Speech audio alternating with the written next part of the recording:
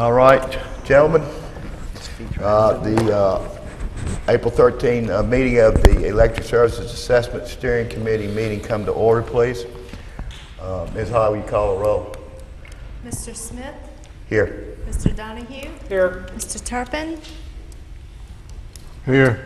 Mr. Shanks? Here. Mr. Gilstrap? Here. Dr. Miller? Here. All right. Today, Ms. Martha Walker with the Virginia Tech Extension Service is going to be with us, and she is going to help us move through our process today of making recommendations to the City Council. We're very glad to have her with us. We're going to begin our meeting today by using the outline from our SWOT, our Strengths, Weaknesses, Opportunities, and Threats analysis to focus in on recommendations to make before the City Council and ultimately to the Utility Commission. So, having said that, I introduce Ms. Walker, and she will begin the identification discussion on the preliminary recommendations to the Utilities Commissions and City Council. Thank you. Our question on our recommendations. Now, you know, we're here to recommend if it's to keep it or sell it, but we can also make recommendations about improving service. Is that part of our purview? If you're reading the agenda for today, the issue of whether or not we're going to sell, we're going to talk about now. Okay. Then we're going to move forward, we assume, about retaining the utility and considering an array of recommendations and any ones that we can, that we're going to glean out of the SWOT analysis. Okay. And we're going to distill the information, as you can see, that we have already discussed with Kevin in our earlier meetings. So today we're going to distill this information, and we're going to come up with some solid, actionable recommendations to City Council about what we can do about the operation of the electric utility, okay, and how it in its relationships with its stakeholders. Thank you. All right, Ms. Walker. Thank you very much. Gentlemen, it's a pleasure to be with you. I want to thank you for inviting Extension to be your partner as you walk through this final stage of all of the work you've been doing. You've also given up a huge amount of time and effort to have this conversation. In your packet today, just to make sure that we're clear on a couple things that you've got, you have your agenda that's very clear to you, but you also have a list, some additional material related to the list of options that are available for, or that have been identified. You're going to have others that you're probably going to identify. You do not have a printout of all of the SWOT summary, but I think that's been sent to you separately, so you probably have it, and I'm hoping you can see some of it, but if you can't, hopefully you've got it in your packet. Jenny made a copy for us. And just had Great. it out this morning. Wonderful. Thank you, Jenny. Thank you for doing that. The very first item on the list today that Mr. Smith has just mentioned is, where do you stand on the big question that you were proposed a few months ago about the utility? Sell Danville's electric utility. Where do you stand on that? And I know you've been thinking about that. Is it a go? Is it a no-go? And just to kind of take the temperature of the room a little bit, you've got some, and I want to just tell you, you've got some extra paper laying around and some markers. So if I were to ask you that question, and you were not to vote, but just to kind of say where you are, is it a question mark? Still in your mind?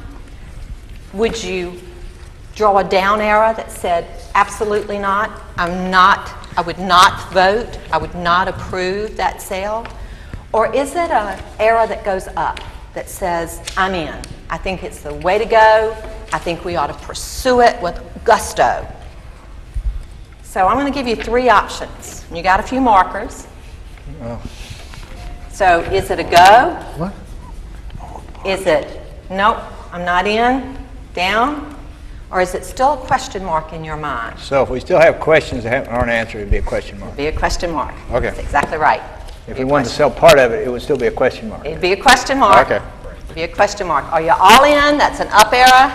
Is it a down arrow that says absolutely not? Not ready? Down arrow. Put a down arrow. Okay. It's easy.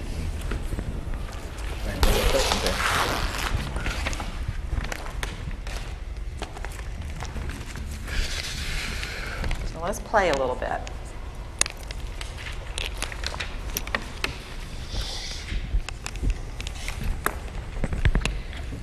So for those of you with question marks right now, for those with you with question marks, what needs to be answered? Tell me where you are.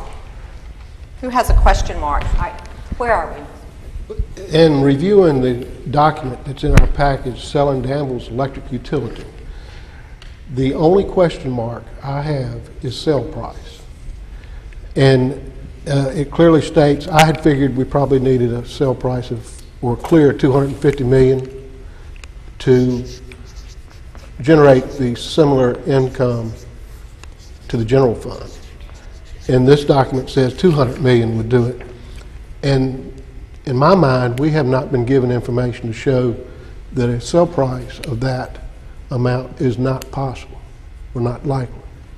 So that's the question I still have in my mind. Is the sale price. Okay. Who else has a question mark? Yes, sir. Well, I haven't had my question answered. I've asked this a couple weeks ago. Maybe you have the answer now. Is we got how much utilities would real estate tax would have to go up 43 cents to do that. But if our question was, if we only sold part of it, if we sold, say, the industrial part of it, how would that affect our utility rates, Jason? It would raise residential rates. What? It would raise residential Yeah, rates. but how much? It depends on how much of the industrial customers you would let go. Isn't there a document that shows the selling of 3 or 1? It does. It's There's in a our document package. Here. It shows the top 3 and 4 customers and how much the rate increase would be. And if you do it to do a total sale of those industrial customers, or just for us to be a distribution provider only. It was emailed out. I don't know if it's in this I'm packet. sorry, I didn't get that. It was one of the documents that was in It's the the one email. labeled UFS. It's one from UFS, the rate consultant, has their letterhead. It was one of the recommendations maybe to consider if we don't sell it and what the impact would be Okay, and they had a price if we on there. How let much some of would the they- service area go. Okay. We're going to get you one right here in just a Thank minute. you. Doc. Sorry, I didn't. Okay. Do you have a copy? Do you have a copy of this document, sir? It's attached to the AMP Ohio memorandum. I don't know. It was emailed out last week. So they gave It was us in everybody's several packages, the last document. rate increase scenarios. Okay, all right. So if we lost Intertape, I was and then Yeah, can you? the loss of Intertape with 3 other Yeah. customers. So the rate increase was up to maybe 5% maximum hit. Is there one on if we sold all the industrial? So, If so we just to didn't- go over this information here real quick. Yeah, let's do that. If we were to lose our top customer, we will have a 1.8% increase next year, followed by 3 years of 1.2% increases. That's just for one customer. Can you explain the next sentence in that report? Because I couldn't, it applies to all 3 options they show here, but I couldn't understand what they were saying. The one, if Danville Utilities continue to provide distribution services, the rate impact on existing customers would decrease to approximately 0.6%, one-time increase. Okay, that's rate increase to the customers. That's res- under utility rates, right? Right. Well, what is the real estate tax? Because one time, the city manager said it would cost probably 43 cents on the 100 if we sold the entire utilities to make up Which one? the amount. 10 cents. Every loss of $220,000 is 1 cent on the real property tax rate. So it'd be about 220 is 1 cent. about 10 cents per year. Is that about right? 10, looking at their numbers here? Which scenario are you looking at? Just the first one, on the first page, $2 million. Okay, what we were trying to do in the comparison, sent in another document, was to say, and we've,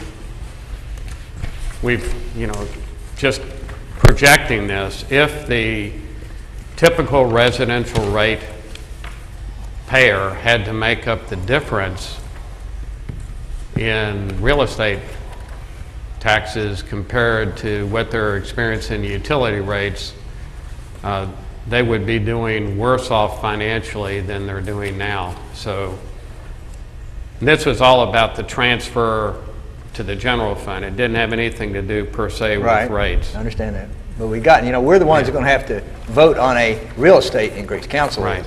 And it's going to be impossible to get 43 cents more out of the public.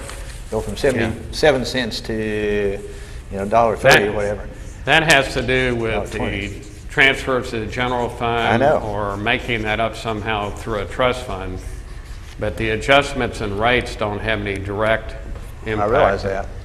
And what UFS did was not every single scenario, but just as example, if you lose the top customer, the top 3 customers, and so on, what kind of impact would you expect in rates? That would maintain the general fund revenues as currently budgeted. This would, These would. Okay, all right. So then, and you did also, as you noted, point out that if we just provided distribution services, where industrials had their choice of buying power, the impact would be far less, because we would still be making profits off of our distribution business. That example for the top customers on the top of the back page. Right. So maybe a 2% increase if 2 to 3% if all of our major customers source power elsewhere. If we lost our top 4 customers, you're looking at almost a 5% increase year 1, years. But if we were providing distribution-only services, that rate increase would be 1.5 to 2%. For the number 1 customer. I'm looking at the back of page, loss of Intertape and 3 other customers. Yeah, at the top, distribution only, and that's just for 1 customer. And then it says right here, Danville's Utilities continues to provide distribution services. The rate impacts on existing customers would decrease to approximately 1.5 to 2%. Is that correct? That's the statement below the table. You're talking about the one at the bottom here? Yeah. Yeah, that's if we provide distribution services only to the top 4 customers. The top 4? Right. Okay. Well, I have a comment about that. It looks to me like the transportation rate could be set at the level where we would not have to pass on any increases to other customers, because we're providing the same service. The only thing we're not doing is buying the power for them. So I don't see why there should be any difference in the margin we make, whether we transport it or whether we sell it. We're just reducing what we have to pay, and they buy their own power. So the rates could be set so there should be no impact to the other customers, and no loss. This would be a new rate design. This would be like a transport only, kind of like the gas is. That's what I'm saying, Jason, but it ought to be at the level where it's revenue neutral for the All city. the demand and all the distribution charges are wrapped into one rate.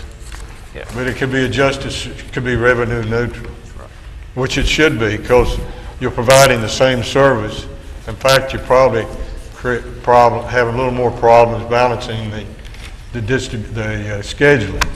But in these immediate years, we have power that we've already contracted with, that we've already committed to, that we have to offset somehow. In future years, that would be possible. Oh, you mean, well, the city still should be kept neutral on that some way or another. That would be a policy call. What they did is looked at the cost of service. So, well, I think because you'd be setting up a new distribution class, right, which would be a new rate, that would have to be approved by Right. city council. I think And what Fred is saying you would have the ability to make that basically income neutral. Right. That would be a policy decision that would really step out of what is the actual cost of service. And it would Correct. be a different approach.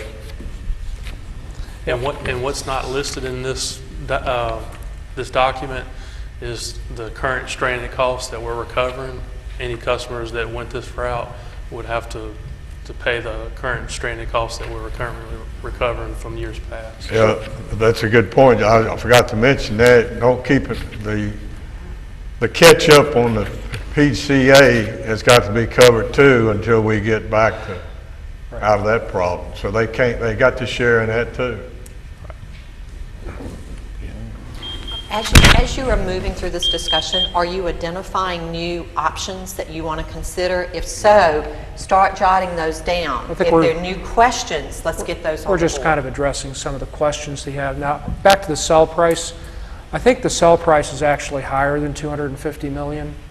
The sell price, according to what I see, is actually 250 million plus an additional 510 million of assets that are in the AMP portfolio that would also have to be sold.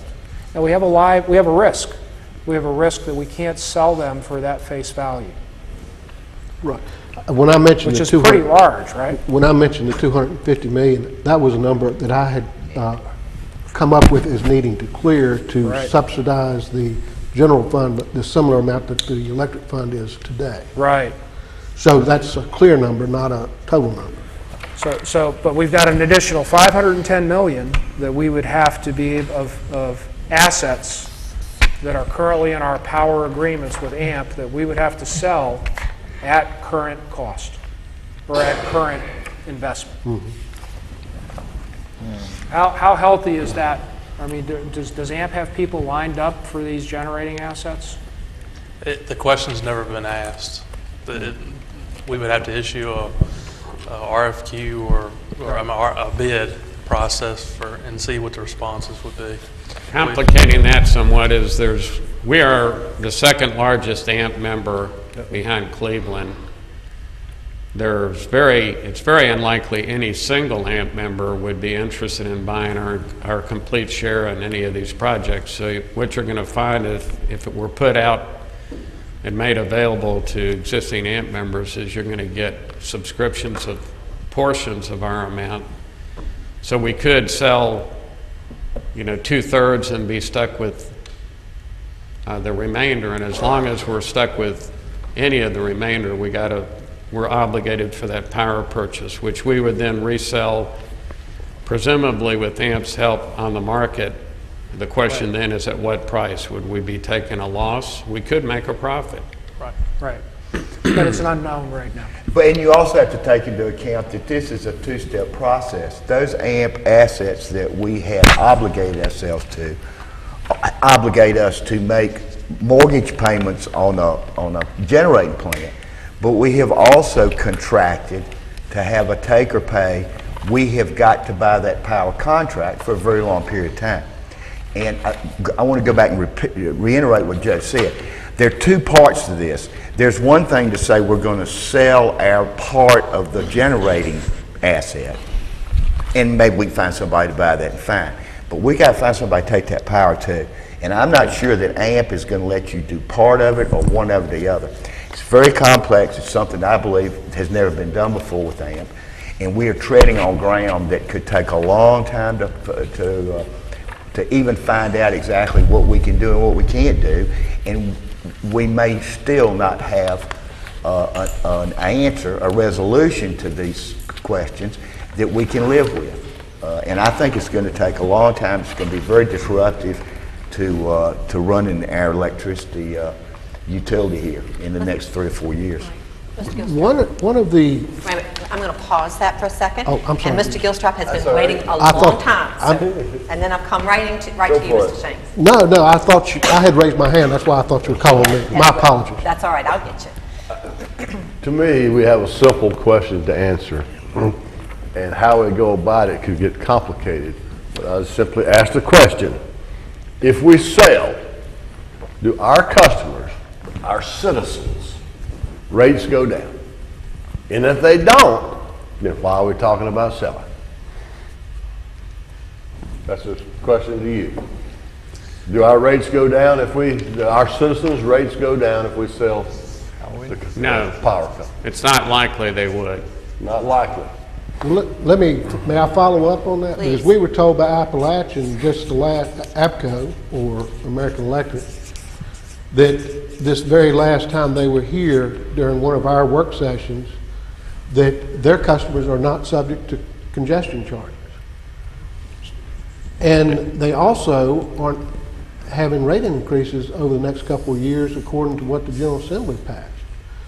Are not even subject to SEC review. So I don't know how you can say that. Well, they are subject to FCC review. They're not subject to congestion charges because they have their own generation. I thought But the General Assembly just passed a bill where Dominion and Appalachian would not be subject over the next 3 or 4 years. Just Dominion got that deal. Just a minute. The reason why I'd say we're not likely to see a reduction for our customers is all the complexities. It's not that AEP's rates are higher than ours, and if you were able to pull this off and sell the utility, get through all of this complicated stuff, yes, my rate would be lower as an AEP customer than it would be Danville, but in the time it would take for us to unwind our AMP obligations, we would actually be paying more, because even if we're able to sell our utility, we'd be subject to these additional charges. And the one thing for me that came out of the interaction with the utilities that met here a month ago was a comment that should have been obvious, that any acquisition of assets, whether it's a generator or a distribution generation system like ours, is subject to SCC approval. So if we say we need 250 million, 200 million, whatever the number is, that may be what we feel we need, but it's going to be subject to SCC approval, and they're going to examine that, and they're not going to allow AEP to buy a utility or an asset that is at a price greater than the demonstrated value. So the likelihood of that price being anywhere near that may be Let me ask the question again. Will our customer rates, citizens of Danville Right. that vote for 3 of us, will their rates go down if we sell utilities? To whom? To whom? To If the- we sell to Mecklenburg Co-op, they'll go up. They'll go up. Mecklenburg's rates are higher than ours. If we sell to AEP, they would go down eventually after we get through the process. So it depends on who buys it and what we have to go through to sell the utility. Well, I got a comment about that. The problem is, John, we don't know because we don't know what the future holds. But the evidence is there that their power cost is going to go up because they're losing the coal generation plants. And it's a little misleading what Fred asked about that rate's not going to go up for a few years. I think that's, there's 2 parts to the rates. There's rates internally, and then there's the cost of the fuel. The cost of the fuel is going to go up on those rates, but not internally. I think that's what they're going to hold them to. So we're in as good a position, I think, as any of them looking towards the future in terms of our diversified power sources. And everybody's power cost is going up. And so I believe in the long run, we wouldn't be any better off from that standpoint. And plus, we're going to lose all these other things that are a benefit to us. So the answer to the question is we don't know. We don't know. Really don't know. But it's probably, in the long run, it's not going to do us any good. Right. In terms of the rates. So for instance, let's say we were only able to dispose of that 510 million of assets for 400 million. That's going to have to be disposed of before the close of the sale. That 100 million is going to then get rolled into the purchase price as a debit. And I think, quite frankly, that's our biggest Achilles heel. and it's an unknown, and it complicates the sale, and it could actually result in our customers having a special charge assessed in this area because of that sale. I guess what's a little confusing is that the last meeting we had everybody here, and there was 5 companies that showed expressed an interest, and they were told we were not ready for that yet. Well, in my opinion, that's information we may need to have before we can make a decision. I don't know how we're going to get it. The process for determining a price, because of the SEC approval, and this is in different states, they have different regulatory systems, but by and large, investor-owned utilities are regulated by some version of a state corporation commission in the states in which they operate. That commission is going to want to verify that that price is a fair price.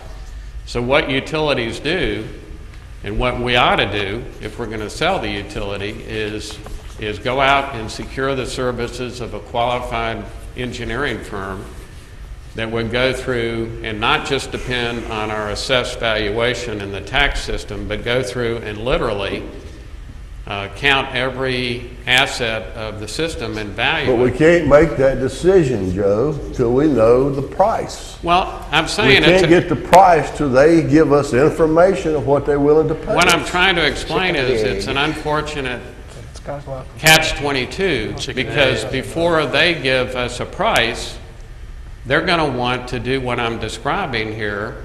They're going to want to go through the system, and they'll look at every pole, every transformer, every foot of wire, and they'll value the system. And most utilities, and there are very few that have gone through this, that have sold their utility somewhere else, have done that before they put it on the market, so they have an accurate picture of the price. So I'm just saying to those utilities we've been talking to, and AEP, the one we've been talking to most consistently, before we both engage in a process of valuing the system, let's make sure that our policymakers are actually headed in that direction, because it's a huge But our undertaking. policymakers can't make that decision without that piece of the puzzle. You know, I Well, mean, that's- that's simple. Well, I think the other thing we have to keep in mind is, maybe I'm wrong here, but after you do your asset analysis with an engineering firm, then you're going to need to get an investment banker to make the placement. And we're going to have to go with a request for quotation. Right. You've And had your pre-solicitation meeting, so you know you have some interested parties. And the fact is, it will be an open competitive process. And each firm will end up having a decision of whether they provide a quote or a bid or not. Right. And depending on how it fits with their business model, they will price it accordingly. Right. Let me add to that. If we go to the appraisal, we have appraisal period, then we have a investment banker solicitation of buyers. Aren't we also at the same time going to have to engage someone to negotiate with AMP about the sale of the AMP assets? Well, it's I mean, to me, that's a separate transaction. AMP's not involved in the sale. It's That's our. what I mean. Yeah. But in order for us to determine who is going to want to buy us and who is not, going back to Mr. Gilstrap's discussion, AEP can't buy the AMP assets. Right. Mecklenburg can. They could if Just to they give you joined another AMP. little Yeah. area of complication, a layer of complication. Right. So we've also got to be able to dispose of, make a clear path for disposal of the AMP assets for certain buyers, as opposed to others who may want to take that on. But certainly, we're going to have to go through that process with AMP, because they are our assets to sell. Right. And my understanding is that we're going to have to dispose of those assets before we sell the utility. Is that true? That is Do you agree true. with that? So we've got to sell the AMP assets, we've got to appraise the business, and we have got to set up a process whereby we qualify much is that and gonna cost us? negotiate with potential buyers. We got a home we So, can't sell. so let's recap and bring it back in. Fred, kidding. you had a comment. Well, I wanted to, I've been kind of trying to get in for a while, but I wanted to suggest one thing, one of the questions that hasn't been answered that may have a tremendous impact on this process was AMP's decision whether to or not to locate a power generation facility in our footprint. And we haven't heard any update from AMP, and I'm surprised. It would seem like AMP would be willing to help move things along if they thought they could keep a valued member of their coalition. All that's held up right now because of this process. But all the studies are about complete. There's been a noise study, there's been an air study, there's been a load study on our transmission line. All of those are about complete. All we're ready to do is to receive a feasibility study from them, and we're 2 years out from a generation project, but all that's being held up because of this process of whether or not. So, Well, I think that, Ms. Walker, I'd like to follow up on that. I think that's that's a key question that would be certainly influential in this decision-making process. And I guess if you could just, for the public's good, and reminding the members here, what impact would that have on Danville Utilities with regard to, would Danville Utilities be, or Danville Power and Light be a customer, an investor? Okay.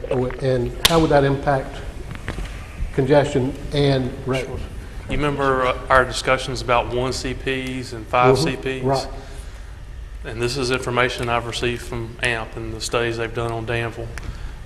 We save, for every megawatt that we save on our 1 CP, our peak on the AP system, we save $36,000 a month towards the next year. That's significant. On the 5 CPs, PJM's peak, for the summer period, June through September, we save $50,000 a month for each megawatt that we shed during that peak. That assumes we're an investor, or that assumes we're a customer? That we're a customer, and that we're shedding that load during these peak times. So we can save a lot on capacity and transmission congestion if we were to have generation here in Danville. No, you're talking about peak generation, not just base load Well, generation. this would be intermediate/peak, not necessarily base load. Right. Well, and I just wanted to bring that up because I think that's a key element of this whole process. And I know we can't count on it, but we need to know what the likelihood is. It's very good. yeah, I agree with Mr. Shank. That's very important. I know you can't say for sure, but do you think the chances of us getting that are poor, fair, or good? Good. Good, okay. And I would assume that if AMP decided not to do it, we certainly have the opportunity to do it ourselves. We have, the process would be that we would send out an RFP. And we have a couple other providers that are interested in putting generation here. So we would want to hear their proposals as well. Yeah, I mean, we can make this a competitive process, and we can make the best decision for the city. Mm-hmm. I'm still a little bit unclear with regard to the arrangement. Would not we be a stakeholder in that entity that owned that, like we are in some of AMP's other assets? We will. We would be, so, okay. But you have the option of actually being the sole owner as well. Yeah, I know. Or a partial owner does not necessarily have to be partnered with AMP. Am I correct? So are we in a position where, you know, the question on the table, because we all have question marks, is if we're able to put together a scenario focused on item B that makes sense, then that takes item A off the table. I agree with that. Yes. I think the whole exercise, and we still don't have answers to some key components, but I think this whole exercise was about how we, as a recommending body, can suggest to City Council or whoever the body that is in charge of Danville Utilities, how we can be more competitive and create an opportunity for our ratepayers to pay something very close to market conditions. And recently we have not been able to do that, and this is a good exercise if all we do is come out and find ways to create a competitive utility company.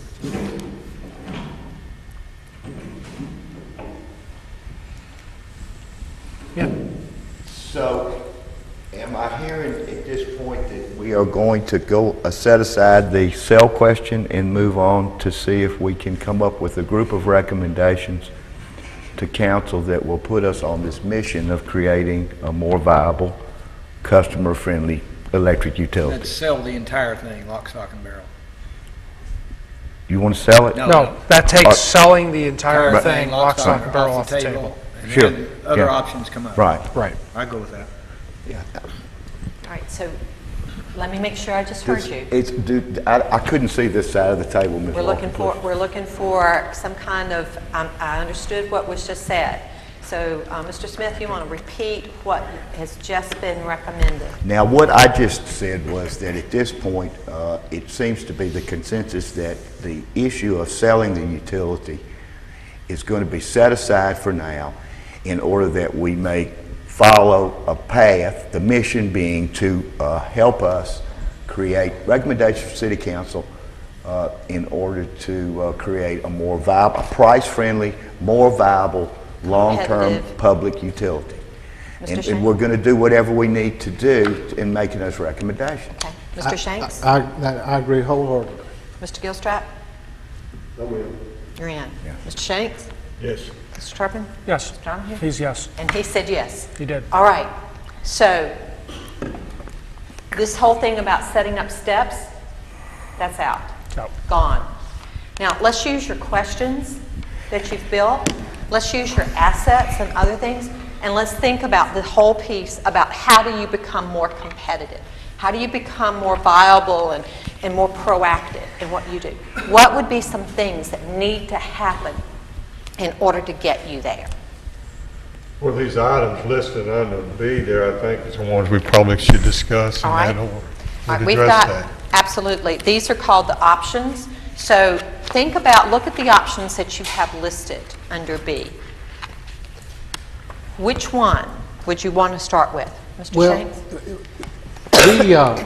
we don't have the necessary information at this point, I think, based on the earlier conversation just a few minutes ago. However, one of the options that I would like to explore is to offer customer choices of power supplies, and I'm in particular talking about manufacturing but mostly manufacturing clients. Which is number 2 on your list. Yes. It's also number 1, but it's set a different way. All right, look, To adjust the service boundaries with the APCO refers to giving the industrial park areas to Appalachian, which 1 and 2 are different. I would, Yeah. I would, I You would- don't- you don't- one- you don't- you one think is- that's different? One is a sale, Yeah. is a sale of a portion of the business. Yeah. the other Two- one is to offer, it's the same thing, isn't it? No, two is to use our But they gas. both, excuse me, so they both address industrial customers. Yes. Well, they're focused on economic development, industrial customers. That's what, I apologize. So Not let's only. focus on the number 2. Yeah, let's focus on Right that. here. And so in recognizing that there are differences there, define what number 2 means to you. What does that mean? Well, to me, our gas business is set up that way now and has been for well over a decade. It allows our customers to source power, and then we provide the distribution services and management for the customers. That's industrial, should be industrial. For And industrial. certain large customers, Industrial? It allows Or them large. to, allows them to Okay. work in the free market however they so choose. Now, the negative side of that is that will impact the remaining customers' rates in a negative way, Depending on how, unless we offset it some other way. depending on how we structure the rates. Is this right, Danville Transports? Is that what you're? Well, what I said earlier, we should set our rates that we remain revenue neutral so that we don't lose any margin that other customers would have to make up, subsidize. Now, whether or not that arrangement will help the industrial customers eventually or long term remains to be seen, what they can buy the power, I guess, to get it here.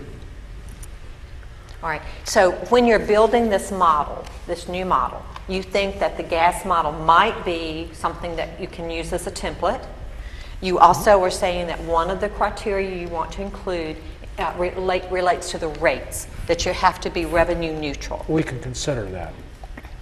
And this is, you're building this out. So this becomes a recommendation, right? You don't have to have all of the details today. Right. But you're setting the parameters for your recommendation to City Council. Is that right? We need to ask a question. This was the subject of legislation in the past session.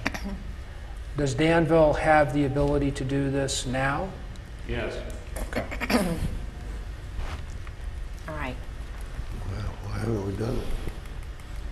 I believe, just as an aside to this, I believe when you bring in some of the strengths that we've discussed, that choice may still result in the industrial customer staying with Danville Utilities. It may.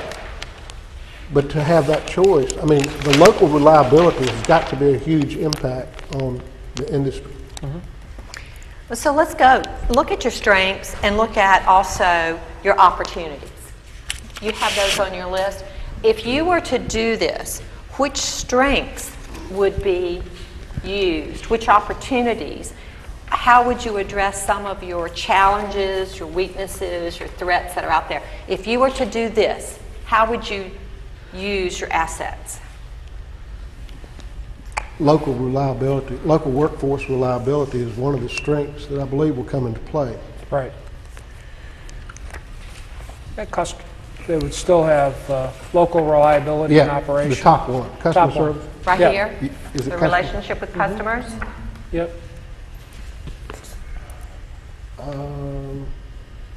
There should be one up there, I think, called customer service.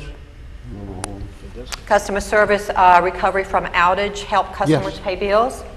Okay. Sort of. Sort of. They would benefit from our upgrades to distribution. I mean, our distribution upgrades would continue to be managed locally. That's where your thumb is. Right here, upgrades to distribution? All right. Knowledge of employees. What's that? The staff, the knowledge of employees, you're building on that. You already have all of that information. The speed and agility to support economic development, they're now able to source their power in this situation on the free market. Yeah. They have so if a company has the ability to buy a portfolio for, say, all of its plants from a source, they're able to do that, and they're able to take advantage of it here. Okay? Have you got customer service? I can't see. We do. We have Okay. customer service, definitely, right here. Reliability, you got that too? Reliability and operation. Okay? Let me ask a question. So let's say we've got on our gas side of the business, let's say a customer has contracted for a certain amount of power. Now they get themselves into an interruption situation for some reason. Do we support that customer? So we provide some contingency for them? Yeah, it's at a penalty, but we write a letter to their aggregator. Uh-huh. You talking about like in a shortage? Yeah. Yeah, there is a penalty for that. So they still have that customer service backing. That's the customer service. Reliability and operation 24/7, they get it, because we provide the backing for them at a cost. Look at your opportunities that you've listed there. Provide transportation service to large industry. Is that an opportunity that would apply to this? That's what we're talking about. Okay, so let's move those over. What are the other opportunities that you have already identified that would be applicable to this particular piece?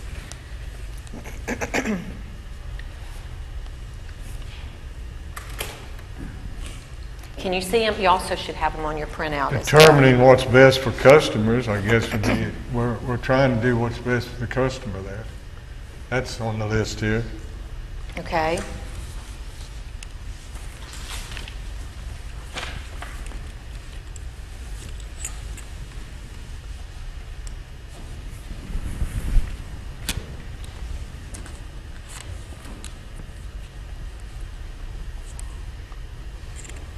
All right, then look on over to your threats as well as your weaknesses. If you were to do this, which of these items would be addressed? Which ones of the weaknesses could you pull out and say, we're going to take care of this, we're going to strengthen our organization by focusing on this particular task? And which ones of the threats would you mitigate? Well, I think we would help threat the economic development competitiveness. I think that that's kind of a big deal. Lose. The Second one. lose, second one down. I mean, they still have the choice of using us, but now they have multiple choices. Remaining uncompetitive for industrial customers, we can do away with that, hopefully. No control over rates. It puts our industrial customers within, they're able to now control 75% of their rates directly. By industrial customers, no Correct. control. Okay. Transmission and transportation charges, perhaps, if they can arrange a better deal, we can.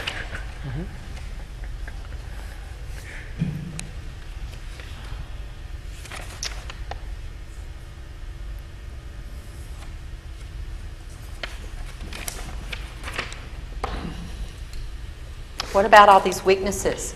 That's a list. Which ones can you pull off if you do this?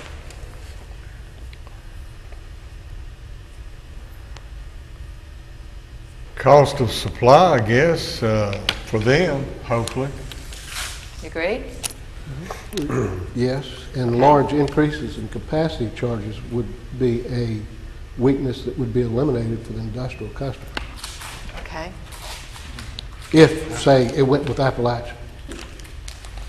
Well, You're not sure? I'm not sure that they would benefit from that aspect because the power delivered to them is coming through our delivery points. And so it would contribute to capacity and congestion issues just like any other power. Will it affect our rate structure? Well, we've already heard the specification this be revenue neutral. Can I follow up So it on, won't or will? Well, we would have to craft this so That's one that of- it is right. revenue neutral, One of the criteria that you're setting up. so that it does not adversely impact the other customers. That's one of the criteria that Right. you've established, one of the parameters. So that's what you're saying. You'd have to work Right. out those details. Right. For Mr. Shane. yeah, I'd like to follow up on, Joe, what you just said, large increases in capacity charges.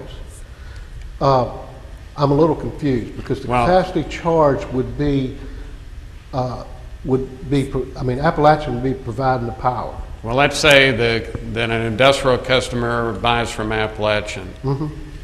They're going to pay a certain amount. There'll be all kinds of terms and conditions, but they're going to pay a certain amount per megawatt hour, kilowatt hour delivered across our system to their location. That will affect our peak and our congestion charges just like any other power coming through the system. So it won't matter if the industrial customer is buying from Appalachian or anybody else. It's not going to have an effect on us and our congestion. No, I'm saying it's going to affect them, and that Okay. they will not incur in congestion charges. And I'm not sure, you're saying they may, I don't see how. We they would could. have to build, we'd certainly want expert help like UFS or somebody to help us create this rate. But because it's all coming, not divided in segments or parts and pieces that can be calculated, it's all coming eventually through the AEP transmission system, through our meter at our delivery points. It's going to have the the current effect in terms of calculating a peak and incurring congestion charges. So this will not, the customer will not be freed. We'd have to incorporate this somehow in our transportation rate. Yeah, but I think these industrials, if I'm not mistaken, have the ability to join PJM. That was one of the questions that we had. And I think that would be one of the criteria we would set up is if you want to play like this, you have the opportunity to be a member in PJM, which separates them from that exact concern you have. This is one of the many details Martha said we probably shouldn't spend time worrying about this morning. We'll put it down, PGM, PJ. We'll But that's an option they have. Right, we'll put that on there, and then you can build that out. Okay, looking... Detrimental to new and existing industrial customers, we would address that weakness, I think. By this? Okay.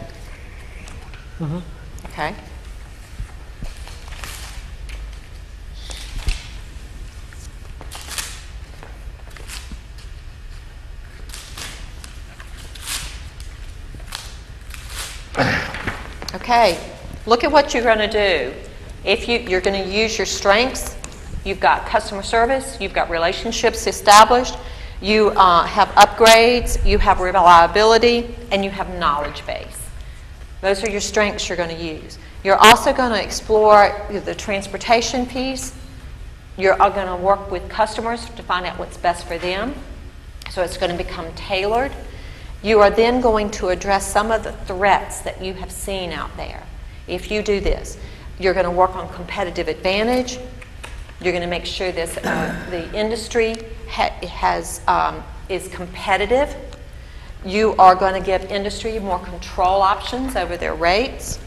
You're going to work on transmission and transportation charges, the cost of supply, the large increases in capacity charges, and new and existing industrial customers. So you're beginning to address some of those. If you do this, and if you set these parameters, you good? Yeah. Is that an option? That's a recommendation. Yes. Okay. All right. So it's actually 2, isn't it?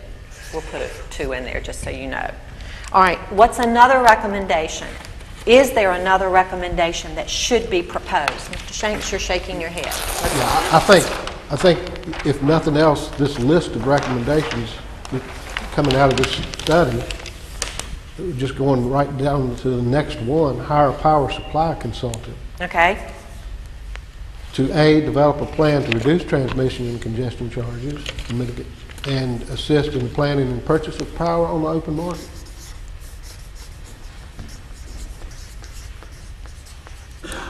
That's a very important one there, I think. Yeah.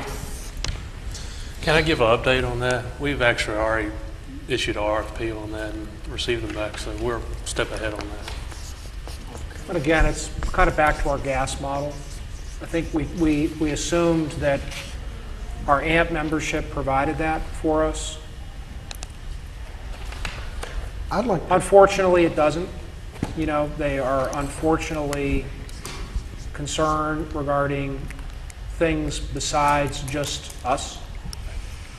And I mean, They have 131 members, though. I think back to when we, 12 years ago, were in a frightful situation in gas. And if it wasn't for hiring consultants to independently advise us on hedging strategy, we saved tens of millions of dollars for our ratepayers when we did that. It was nice. And they made mistakes too, obviously. Sometimes we didn't listen to them, but it helped. Sometimes we didn't listen to them. With regard to the RFP that's been sent out, I had concerns about some of the consultants that we chose as part of this effort, our committee effort, and their close relation with AMP Ohio. Mm-hmm. I would feel more comfortable if the Utility Commission was more involved in the selection of the consultant, or if council was, or if there was at least some mechanism to ensure that it wasn't closely related to AMP. None of them are affiliated with AMP or APPA. What was it, USFS? Had on their website correlations with AMP Ohio. Right. So are you saying they weren't related? None of the respondents are affiliated with, You mean of this new RFP, of the power supply consultant RFP. which is the new RFP? In other words, we do acknowledge that we did have consultants that were highly connected with AMP as part of our effort. I think they have a business partnership with AMP. Yeah. And we have no concern with the idea that the Utility Commission should be heavily involved if it chooses to in the selection of consultants like this, rate consultants, any engineering consultants. It's an easy way to get information if they have a good relationship. And I just was not. Consultant study going on presently? There is a rate study going on presently. Rate study going on presently? When do you think we will hear that? Do we want to run this? You've got it. We already You're have it. acting on it next week. I got it last week. No, the Utility Commission has reviewed it, and it's been forwarded to the council. Okay, have you set criteria for the selection of the consultants yet? Or should that be part of the process? That's what I'm asking you, to try to make sure that you meet this particular parameter. Have you set the criteria, or do you need to do that for the selection of the consultant? I think they've already set the criteria. Yeah, and what What's the the first consultant stage gonna on do? the RFP is not locking, it's in a constricting way, it's not locking the city in on anything. So if there's any concern the Utility Commission has, it can certainly be addressed before a firm is selected. But this would be a consultant who can provide us independent advice as we set forth strategic initiatives to fix the business.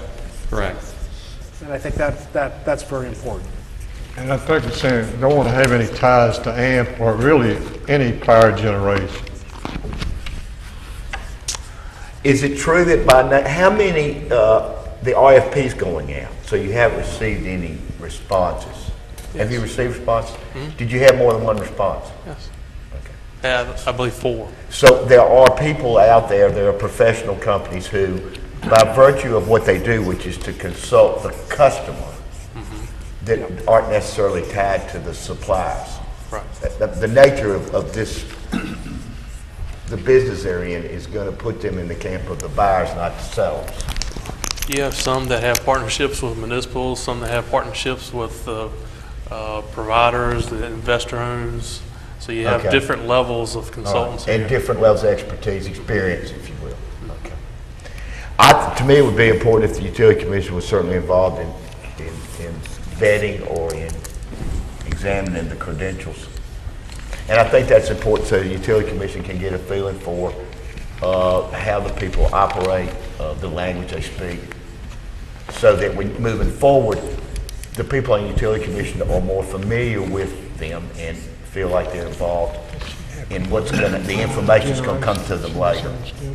I think that would be important. Is it a power? She got fire? Yeah, she does. Okay. Step back then, if you've got this up here, and that's your second recommendation, then of your things that you have identified through your SWOT, which ones are you addressing? That's one way I think you misunderstood, or any power generation, not fire. Oh, sorry. It's my fault. We were thinking, I was looking over there at coal fire, at the That's coal. my piece. West Virginia accent coming. Perfect, thank you. All right, so let's look at your SWOT and see which ones of these that would apply if you brought in a consultant to develop a plan to reduce transmission and congestion and mitigate. So what would it do? What would it do for you?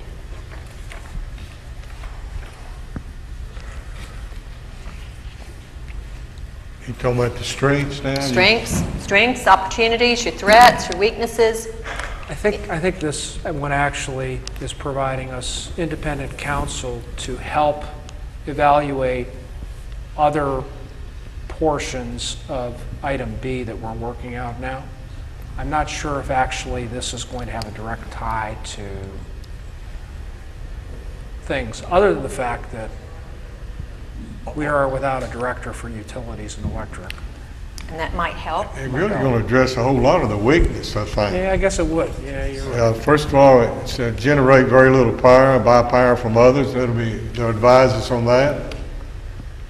Lack of independent expertise. Yeah, I guess you're right.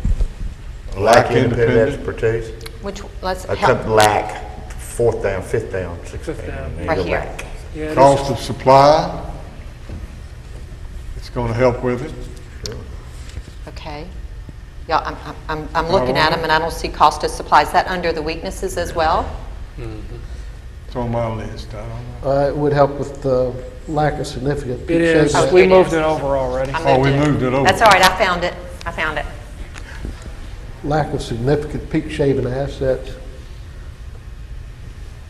and lack of significant demand curtailment.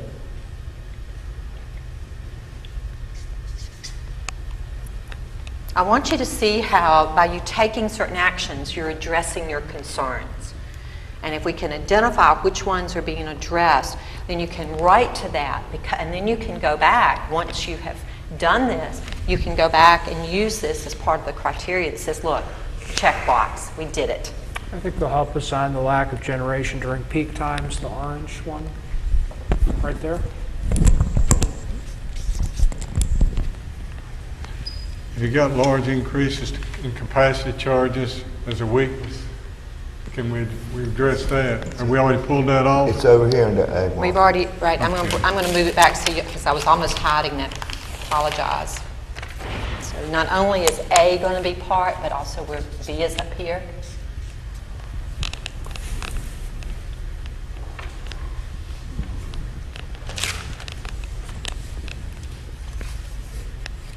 Should be helping us on our transmission and transportation charges, the orange one right next to you.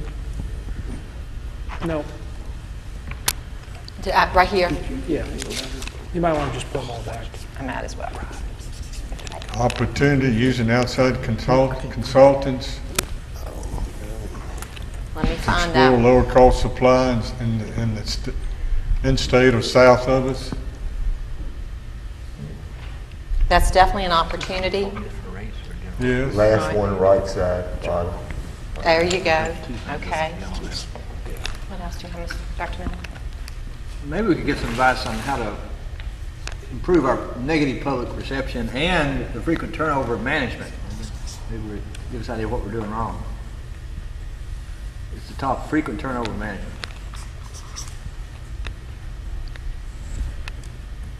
Generation of base load power, I guess, we should have a comment or advise us on that. Yeah. We think it's good, but we ought to have it. Lower Is that- right corner of the brown one. On the, right here? Yeah, and then right above it, they should be helpful in our developing a long-term strategic planning process because they'll have the subject matter expertise that we need. And then the one above it is what we're talking about. Evaluating different sources. More information from outside power consultants. I think they can help us evaluate that relationship with PJM and AMP as well. I think, having somebody to independently. All right. Mr. Turpin, I missed the one you just mentioned right before the evaluation. More information from outside power. Right You there. got it, Martha. You got them. I do. I've already, Right okay. side Oh, forward. here it is, right Oh, here. you got, Yeah. Good. you got strategic planning, did you, Bill? Yep. Okay. Acquiring Evaluating peak shaving assets, right above. Establishing a demand management program to include residential, commercial. But you see, this person facilitates a lot of stuff, so anything up there that's potential improvement is going to get. We're working on magic right here. This is magic. Yeah. Okay. Well, if you're Utility thinking services for many years, have we got that? improving, which one was Oh, that? it's in the second column, second one from the bottom. They can help us deal with our Prairie State question, which is the orange. Yes, ma'am.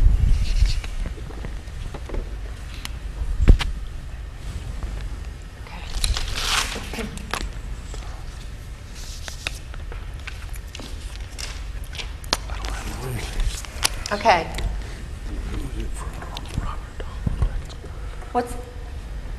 What's next?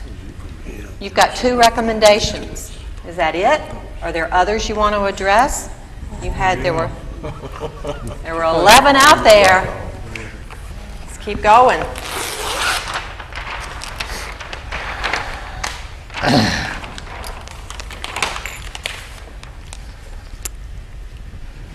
Well, we did something, number 4, we set as a goal to reduce the annual peak, coincidental peak demand.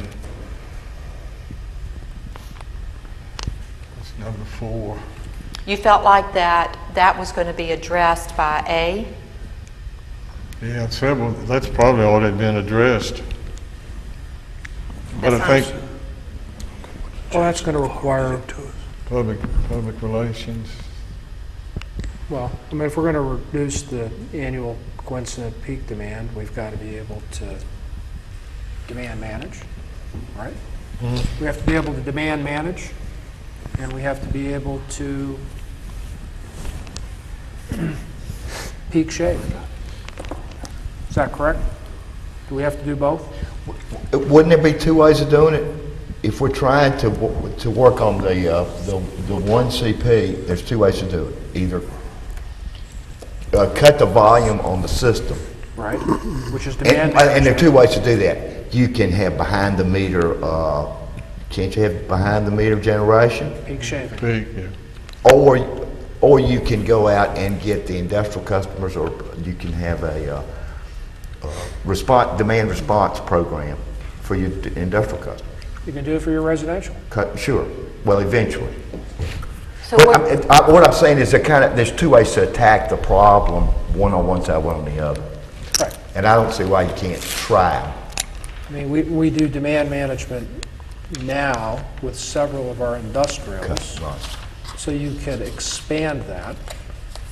But the bigger opportunity is going to be with your commercial and Sure, ultimately of a course. residential, Big. and that's part of what, I mean, we have the infrastructure in place to do that now. So we also need to think about, and also thinking about behind the meter generation, So- local generation. how would you frame this as a recommendation? Is this That's worded? fine. It's fine? All right.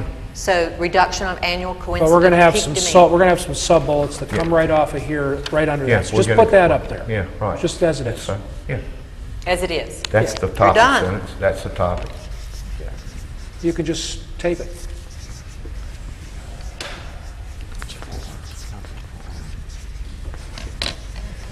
Where are we?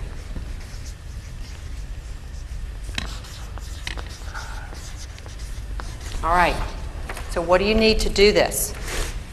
Did I miss anything? Are you good with it? If you say Well- that, then will you know what you want to do? We're going to need to source and install peak shaving assets behind the meter.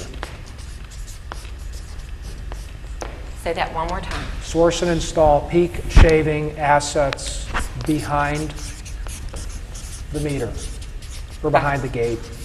Behind the gate? Yeah, Okay. Behind the meter, he said, but that's the same thing. yeah. Establish demand management program to include residential and commercial. Where are you? Middle, top, it's already marked. Right there. here?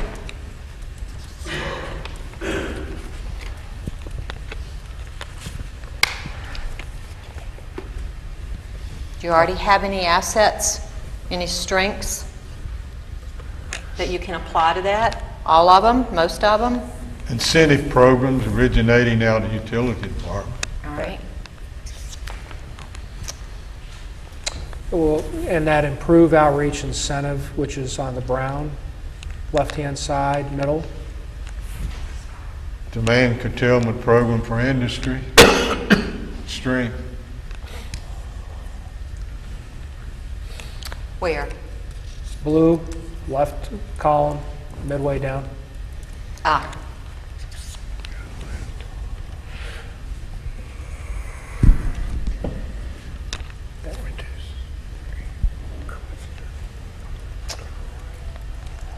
Well, it really should improve our public perception. I mean, we're doing something. We're giving them an opportunity to make a choice. Local relationship with customers, strength.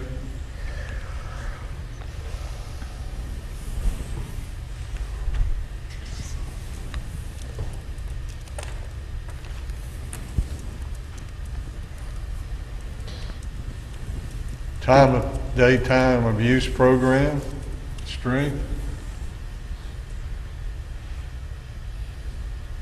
Should be the last. You see daytime use as a strength? Right here? Yeah. Okay. Yeah.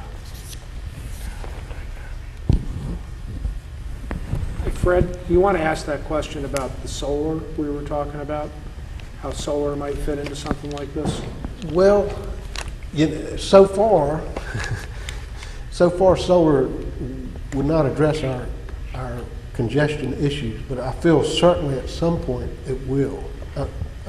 In other words, eventually congestion will occur during the summer when it was more than likely going to occur. Unfortunately, it's been wintertime, but solar could help peak shave that. So that could be a peak shaving alternative. Peak of shaving solar. alternative, Yeah.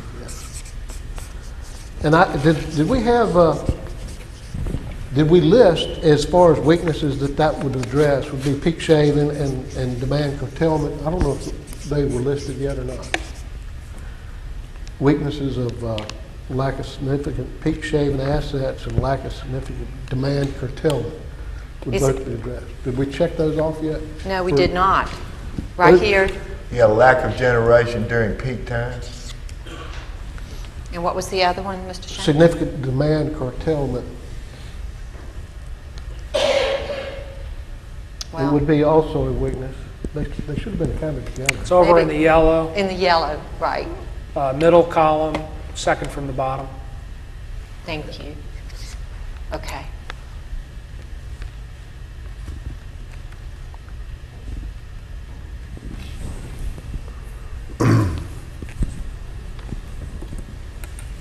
How you doing? I don't see it up there, but I think I remember us talking about informing the public to participate in the less energy.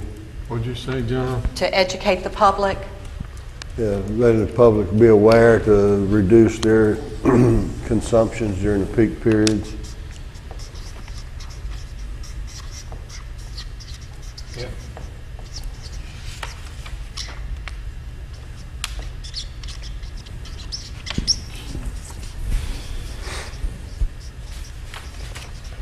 Okay, and we'll put a C right there. We'll add Change that word from public to customer. customer.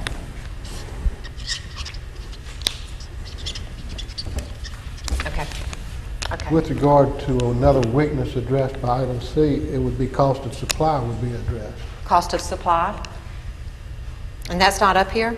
I thought it was. I saw that over on, in the orange one. On orange? I just read it somewhere. It was listed under weaknesses on our printout. Yellow, far right, cost of supply. We're gonna add it right here. Right there. Yeah, okay. Don't you love it when the ABCs are going up? Yes. Okay.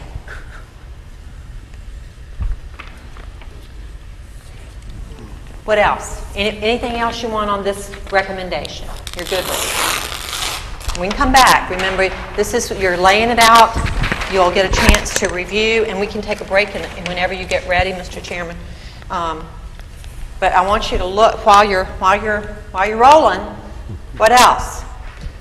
Number 5. Yeah, number 5. It's a no-brainer, but we need to encourage it. We're behind you. Install electric power generation facilities locally. This is sort of what we're talking about as an action to remedy the one we just talked about, which was the annual coincidental peak demand reduction. You going to install or you going to expand? Install. Which is it? I don't believe we're in a position to, have. I think we have to Expand. install. Yeah, got to install. And I think everybody's thinking about going back to what we were talking about earlier about having a gas plant in Danville. Gas and/or I mean, that seems, Solar. well, that's the one that right now it's been discussed. Gas. Gas generation, Gas generation. gas-fired generation plant. And if we were to go back to Did at you least say what gas AMP's fire looking at, or power? gas fire. This one's fire. Yeah. What are the folks from AMP looking at behind the gate now? What type of plant? Peaking units, but they're about 9.5 megawatts each, and you're looking at about 5 to 6 of them. Okay, so You're looking at about 50 megawatts. 50 megawatts total, but peaking, Intermediate slash peaking. They intermediate. could be ran more than just peaking. Yeah, because, I mean, we got, Dominion's obviously going big time into gas. Yeah, that's a true base load plant. Those are CTs, and So why aren't we looking at looking at the cost of a base load gas plant that was provided when AEP came in and visited with us? Would we not want to look at that as an option for a base load plant here to perhaps replace some of the assets that we're getting power from in the AMP portfolio? if you look at our portfolio, our base load resources are met for some time with Prairie State, with the hydros. So we're locked in there for a long time. Where we have gaps are in the intermediate to peaking area. Right. But wouldn't we want to consider looking at, as an option, putting in a gas plant for baseload here and offloading some of the assets that we currently have with AMP now, due to the ability to avoid congestion, which from what I can tell is only going to go up as coal-powered plants are retired in this service region. I saw a forecast the other day of 72 plants being shut down over the next 5 years. I don't know if that was true or not. All these plants are going to take a long time to go online. We're not going to have this plant overnight if they make the decision tomorrow. But it would give us it would be something we could look at as an option. Well, I think our expert on advising us on future fire sources, that would be part of his plan to address that. And that would fall under this one as well. But you definitely want to make sure that you're looking at electric power generation and using a baseload plant as a Yeah, so there's a base load plant, and that gas-fired generation plant there is for peak and intermediate. That's peak and intermediate. And then the second one would be a base load plant. Yes, ma'am. Okay. I mean, is that Fremont natural gas worth the crap? It's a very good resource for us. We make money with We make free money off money that one? that benefits our customers. Okay. It's in a capacity area that we get credits We get back. credits due to its, okay. Are they selling more? They're selling They're into running the more open than- market, and we're getting credits back that way. Right. And They're- we're also getting capacity credits. Right. So we're getting two credits just because of the way the plant operates and where it operates. And it's running more than it was forecast to. So, And we're taking all that we're buying. yep. And the price is good. Yep. It's a very good asset for us. So if you do this, Yeah, it's a pretty good price, too. Yeah. Okay. Our purchase price was pretty good on that. what are you addressing? If you do this, if you install electric power generation, low facilities, what are you doing? Reliability and operation 24/7 would strengthen us there, I think. Right here? Right. Cost of supply, Cost of supply Cost of supply. on the yellow. Always cost. ABCD. That's right. Generate very little power, buy power from others.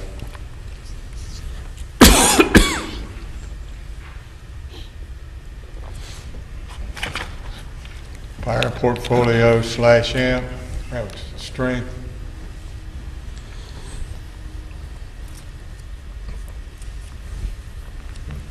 It also would, with regard to weaknesses, would help offset AMP power asset costs.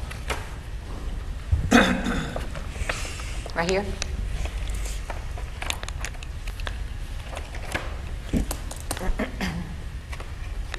You have Prairie State in both places, so let's mark that. You said B would help you address that. We remain competitive, is that up there somewhere? It's got to be. Just brain dead right now. Let's see. Under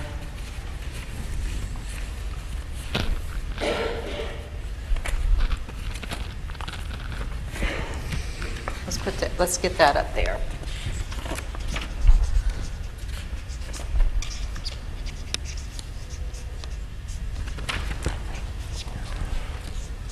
Also, Or some of them prefer, we could say, become competitive. with regard to weaknesses, it also addresses the lack of significant peak shaving assets and the lack of significant demand curtailment.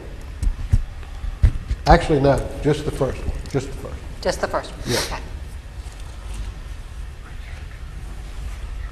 What else you want to mark? Can you see them? That's just how, well, Prairie State. Prairie State didn't make this one? Would Prairie State be appropriate for this one? Yeah, to me. Right. I mean, that's part of the problem is the Prairie State asset and the transmission charges. And the closer we have a generation to home, the better off we're going to be. transmission and congestion. The rate, it would help the rate structure too. All right, Yeah. where are you? Yellow. Yellow, rate structure? And there was one more.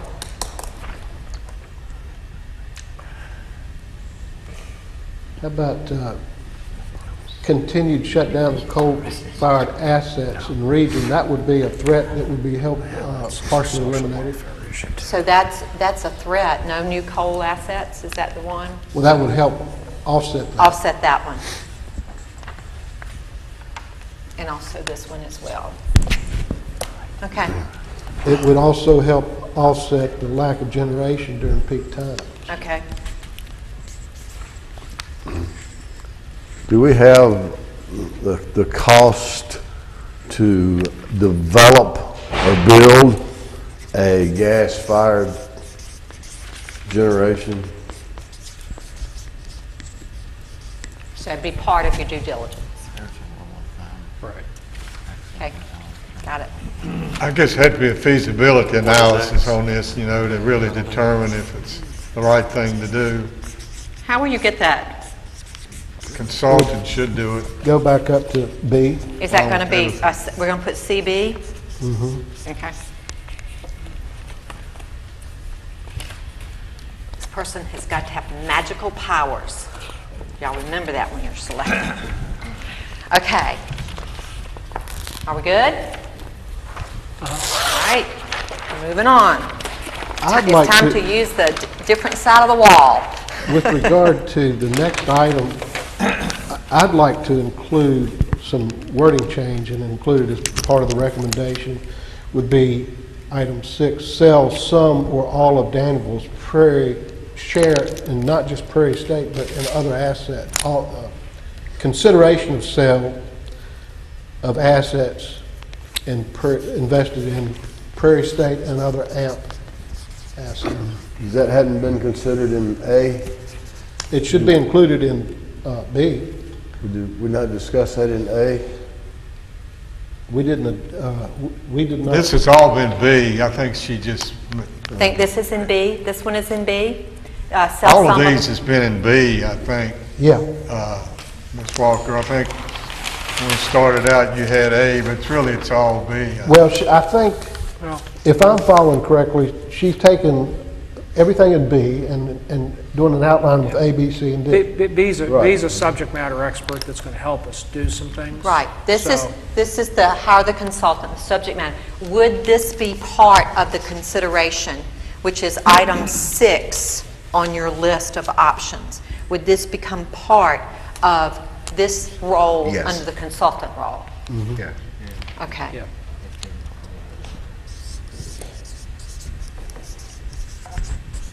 I have a little confusion about, I know we listed that maybe as a weakness, but I don't know that Prairie State is a weakness other than the distance to get it here, but I think we need to be real careful and really weigh the benefits of it, of trying to sell some of that. Again, we need an expert consultant to advise us. Other than the distance to get it here, it's not a bad source of power. Okay, I'd like to follow up on that. I believe you're correct in that it and other assets of AMP are not bad sources of power. However, the degree in which we've invested, I believe, is over. I mean, to be the second largest investor in AMP other than Cleveland is, and considering the fact that we have congestion and transmission. Yeah, that's the second largest member By meters. by number of meters. I'm sorry, and that's what I meant to say. I don't know what I said. But my point being is I don't feel like the extent of our investment, now that these new exposures have been shown to us, congestion charges, transportation charges, particularly one coming across two power grids, two sets of congestion charges. I think we need to reevaluate the extent of our investment in AMP. I think it all comes down to what's the total acquisition cost for the power, which is not just the cost to purchase the power, but it's the cost to transport it, and then it's the cost of the ongoing congestion, which is, again, I'm not sure if our rate consultants actually looked at forecasting what's going to happen with congestion, but all indications are it's going to go up. It's a gain that the power generators and the power transmission owners like AEP can use to improve their income. Yeah. Okay? I mean, I really learned a lot when these guys came down from PJM. And I'm not going to say what I learned because I've got a mic on, okay? But clearly, that gain is set up to benefit the transmission owners and the generation owners. Oh, yeah. And it is not set up to be favorable to the municipals. And that puts us in a very bad position. And there is a hole in how that is regulated, and they can squeeze a lot of money out of us to take care of their shareholders. And there is nobody to look out for you. And that's the exposure that concerns me about these assets that we have in Illinois and, quite frankly, even Ohio. All right. So the consultant is going to have to take into account all of our current circumstances in order to make recommendations and to guide us on what kind of generation closer to home we want to have. Right. Okay, so it's everything. Now, on the list, that means number 6 just went as part of, B, which is actually number 3 on your list. All right, if you look at 7, 8, 9, 10, and 11, do any of those also fall under the consultant's role? 7 definitely does. 7, all right, we're going to add that up here. We've actually done that to a degree. That's largely, as a member of AMP, we have some influence, but otherwise it's beyond our I was control. going to say AMP does that. I wouldn't include that one. You would not? No, ma'am. Are you comfortable with taking that off then? Okay. So is 7 even on the list? Is Apparently not. Okay. 7 will continue to be done by AMP when it's Yeah, advantageous. but it's nothing we can address. But it's We're not- not going to We will benefit from it if they can pull it off. but we never initiate anything in that direction. Well, we have a person that's on the board that helps. It benefits all the participants in whatever project they're refinancing. Like Prairie State, they just refinanced. But that's a group, That's a group thing. group decision made at the AMP level, not here. And the board approves whether or not to proceed or not. Okay. Well, then- Their bonds, the bonds were initiated by AMP, not the city. Right. So we don't really have a lot of control over that. Well, we have a vote, but Okay. Going back to 6, as Fred brought up, do we have a consensus on sale some or all of the Danville share in Prairie State? Or the way it was written up here I would was consent that consider. the consultant should evaluate it. I think it's I a agree. long-term thing that's going to have to be done. It's Yeah. going to change as time goes on, maybe. And it shouldn't, in my opinion, be just specific to Prairie State. Well, I mean, All of them. we're getting ready to have these hydro units come on. And the total acquisition cost of this hydropower is going to make us squeal. And yes, we get credits, but my goodness, if you look at the cost this power has cost us, it's incredible. I mean, if I look at where these were initially supposed to cost us, you know, dollars per megawatt hour and what they've cost us now, we're going to be, what, 15 cents kilowatt hour on these? it's going Well, to be that's, above, yeah. it's going to be above market for the first few years, yeah. For many years. Not just the first few. I'll be dead and gone before it's below market. So I think we've got to look at the entire portfolio. You know, there's a lot of focus on diversification, but then, you know, it just doesn't make common sense. It's like, let's put in wind power. Wind power doesn't make sense. Not land-based here. Bingo. Unless the federal government's writing checks, it makes no sense. Let me bring you back to your list of options then. Number 1, you kind of took that one off. No, we're gonna flip that this side. You've addressed 2. 2 is represented in A. You've addressed 3. 3 is represented in B over here. 3 and 6. You've addressed 4, which became C. Right. And you've addressed 5, which became D. Right. All right.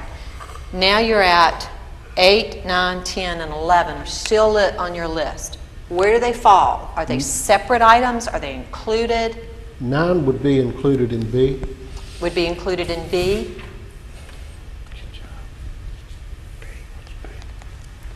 Is that right? I'm looking at y'all. We're saying, what was said was that on 9, where have I put 9? No, The I thought rate we just structure. completed the rate study. I think it's one we need to decide if we want to pursue or not. And I don't think we should pursue that one. Rate structure, not rate study. We're talking about rate structure, right?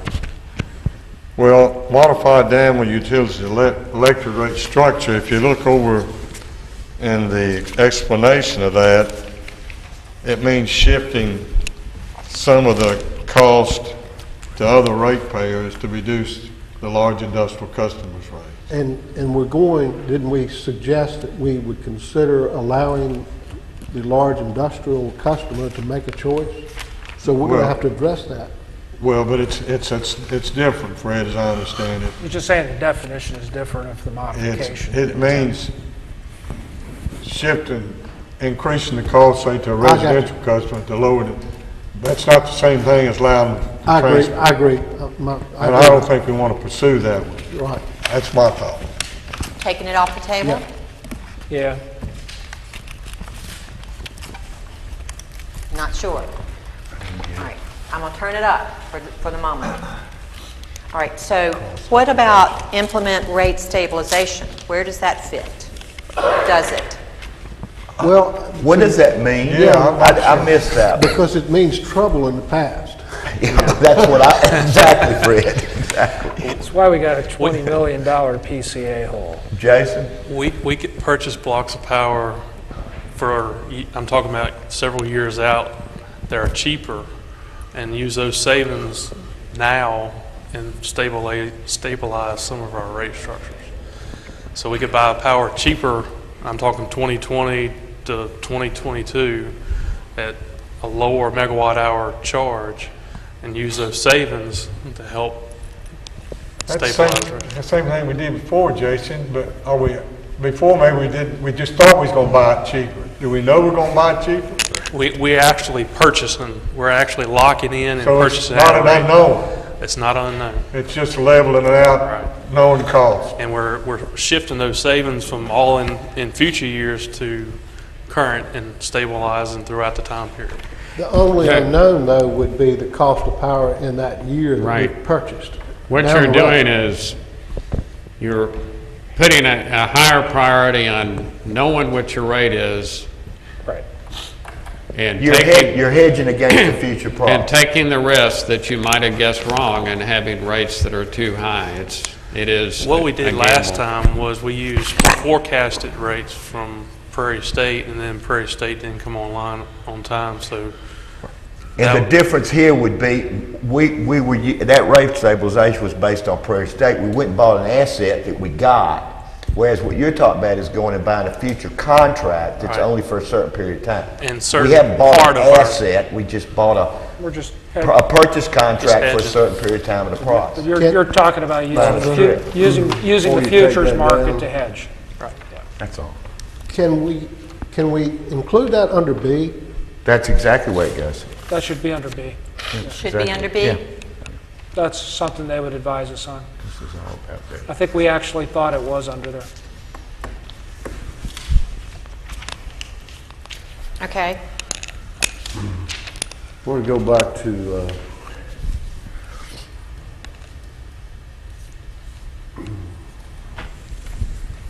rate, implement rate stable, no, modified Danville utility rate structure. Was that up there, gentlemen, as part of the discussion of reducing the percentage to the general fund? No. No. No, that's a separate item. That's a separate item? It's a separate item on to consider.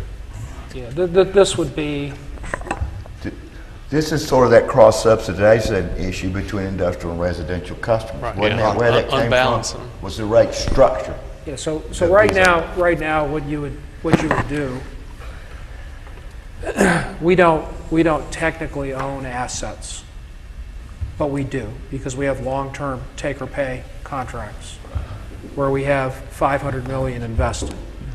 So if you were to extrapolate things, you would say, well, I could do like a Dominion or an AEP, and I could reward an industrial for 24 hours, 7 day a week base load for my plan, which is why industrials get better rates because of their predictability. But that's in an investor-owned enterprise where the investors own the assets. We technically don't own assets where we can reward an industrial for that kind of behavior.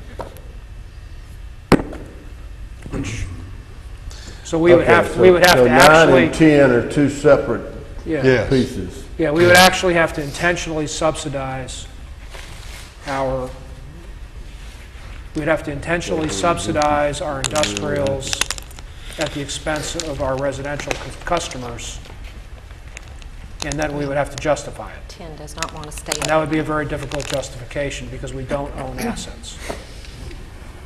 Now, if we're in a position where we put gas generation assets behind the gate down the road that are base load, not just peaking, well, then you're in a different situation. You could do such, but right now we don't own it. Well, in that case, I would like to go to 11 and everything else comes under 11. All right, so let's look at 11. Well, you want to do 10? That would come under 11. Well, I don't know if it would or not, but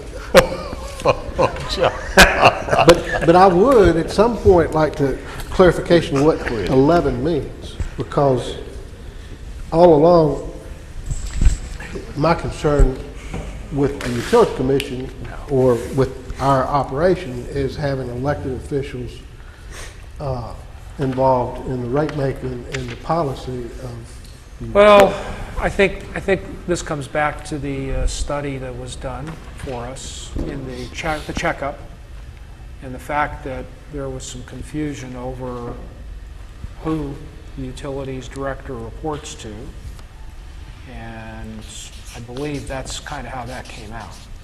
Well, I think it's much bigger than that. Yeah, I think when we have, for instance, the last time the rates were being, electric rates were being considered by the city council, there's a lot of the give and take what the purpose of the utility is.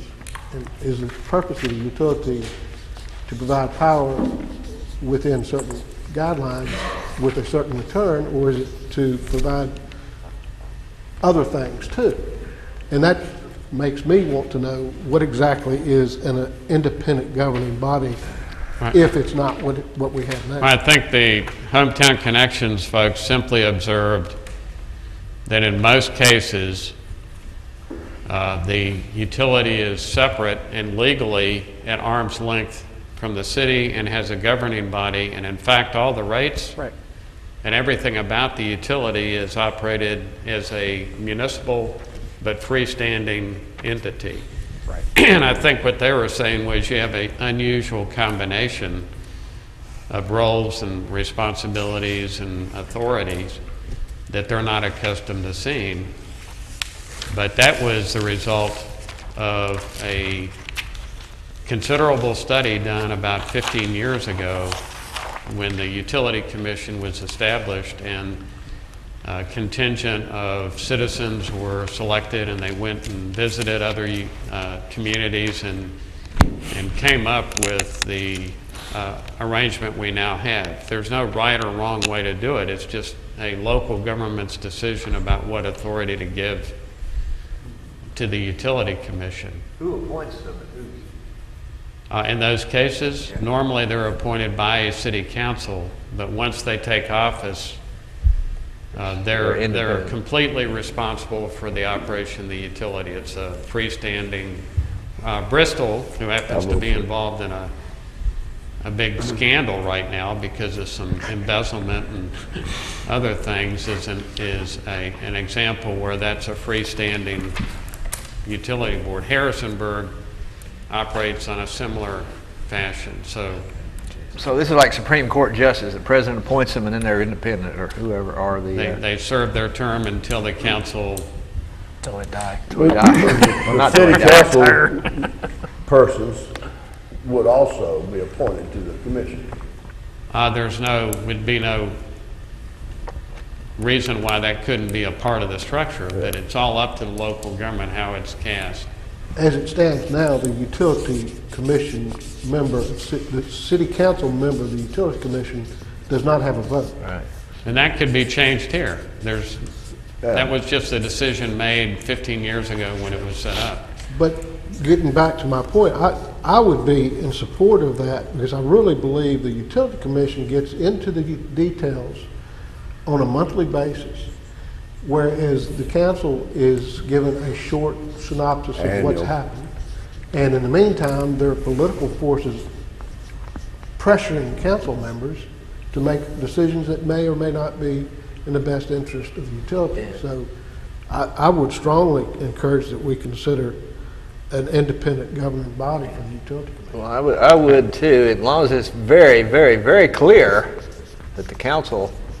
I mean, you know what happens with the school board? They're elected independently, but every time something goes wrong, they come to the council. We're the fall guys. So it has to be very clear that if people don't like what the utilities is doing. Well, I strongly believe that this would help eliminate us being, council members being the fall guys.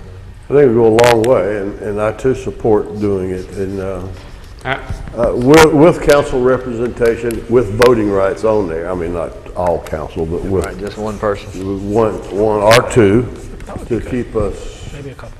posted on what's going on. But Joe, clarification, independent body, would they have a separate hiring of the employees, retirement funds and the salaries, and completely independent of the city? Well, just think of it as a range of options where you can be anywhere on a continuum, and you could mix and match.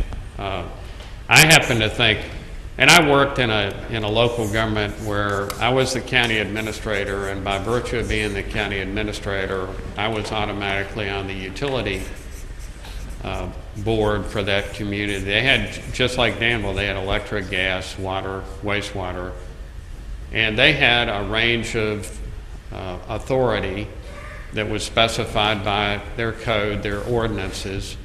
That included hiring and firing of the manager, but all of the employees of that utility were considered municipal employees. They're under the same personnel rules and regulations, had the same retirement, same insurance as others. So I'm just saying that was an example. It doesn't have to be that way. Because you got the synergy, still you'd want to take advantage of, you know, Right. being a part of the city, you don't want to lose some of that. Right. Right. I would, whether you want to consider this or not, I would just offer the observation that I don't, in my opinion, I don't see one thing about the conundrum we're facing here that has anything to do with the independence of the Utility Commission. No. If you want to consider that, fine, but I don't see that as solving any of the issues that we're struggling with now. But it would resolve citizens calling me. Well, I'm not sure it would. Just like they're still calling gonna you call about John, school Get issues. that. Well, As you know, the rates I, go up, you're going to get good. I hear what you're saying, Joe, but I Danville really Utilities.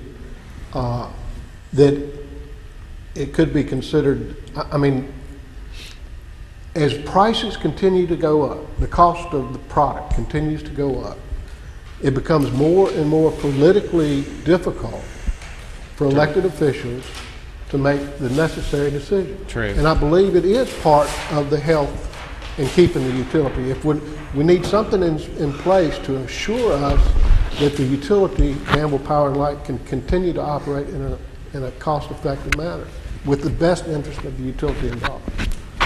So that's why I would suggest this is part of it.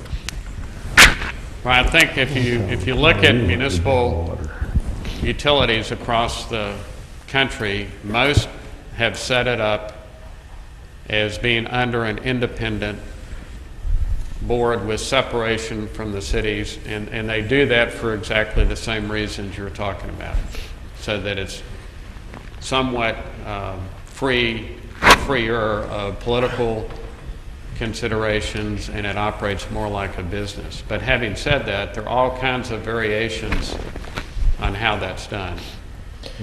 Let me say that I think the complexity of running the utility, of making these decisions, has really increased a lot in the last 10 or 15 years. And you know that, Joe. Yes. I mean, we had a regulated environment, and it was very predictable, and now it's market forces, and there's a lot more information that governing body needs on a regular basis. And I believe you need a strong utilities commission who has the authority and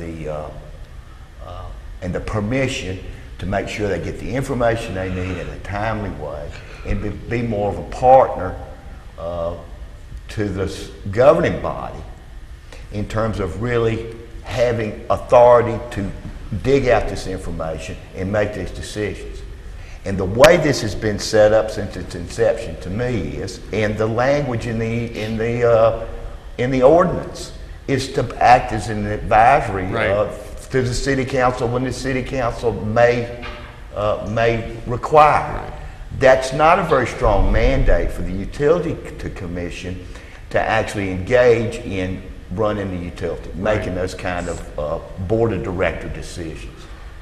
And I wouldn't say that we need an independent body, but we certainly need to have some clearer structure and statutory language where city council lays out more description as to what they want the utility commission to do for them. Because I think they want more help, and we need to get a clear structure about the relationship. And I think that's important.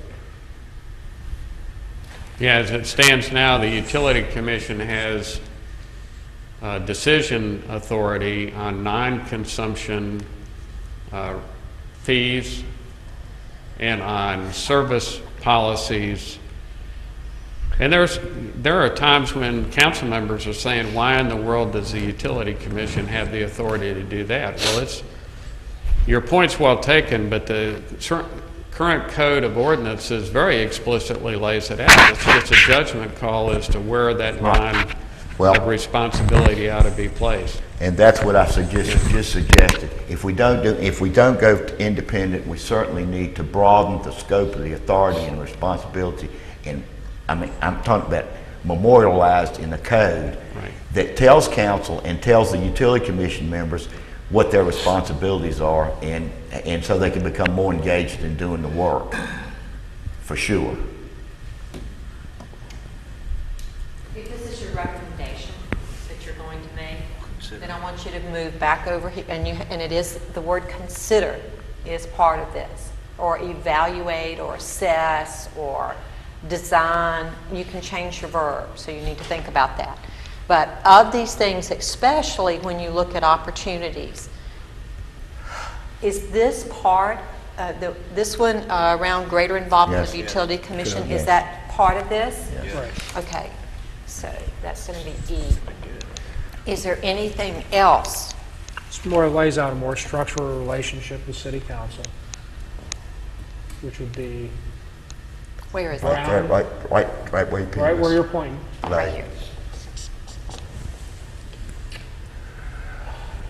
There's one up there that talks about the process of asset purchases, improved process of asset purchases. No, well, that's not the one I'm thinking about, excuse me. Yeah, I think it is. Would it, could it address frequent turnover in the yellow, frequent turnover of management? And hopefully improve employee morale. I Yellow, guess. top, middle, Top yellow, top, middle. top, the red B, frequent turnover of Right management. here. They're going to be insulated somewhat. So in that brown one right below, yep, improve employee morale, you would hope.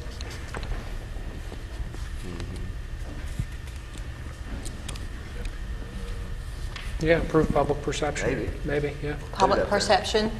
Yeah. Did we get elected body running the utilities under threats? Did we get that? It addresses an elected body running electric utilities. Right.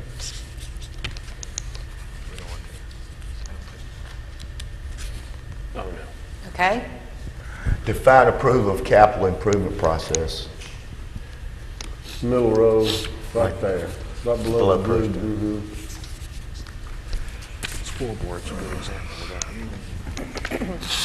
Would independent governing body evaluate where you're members of PJM or AMP?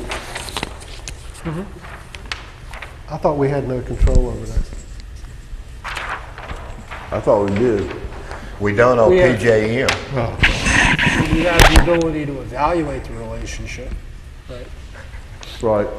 You may not be able to do anything about it. But yeah, you could, It stinks. We know that. you could improve the relationship. You could. You could. Can you do one more? Find out. You think you've got one more on the list, is that right, that you've not addressed? That's right. That's All right. right. Is it number 10, reduce the electric funds Do transfer 10. to general fund? Can I reword or add words to that particular item?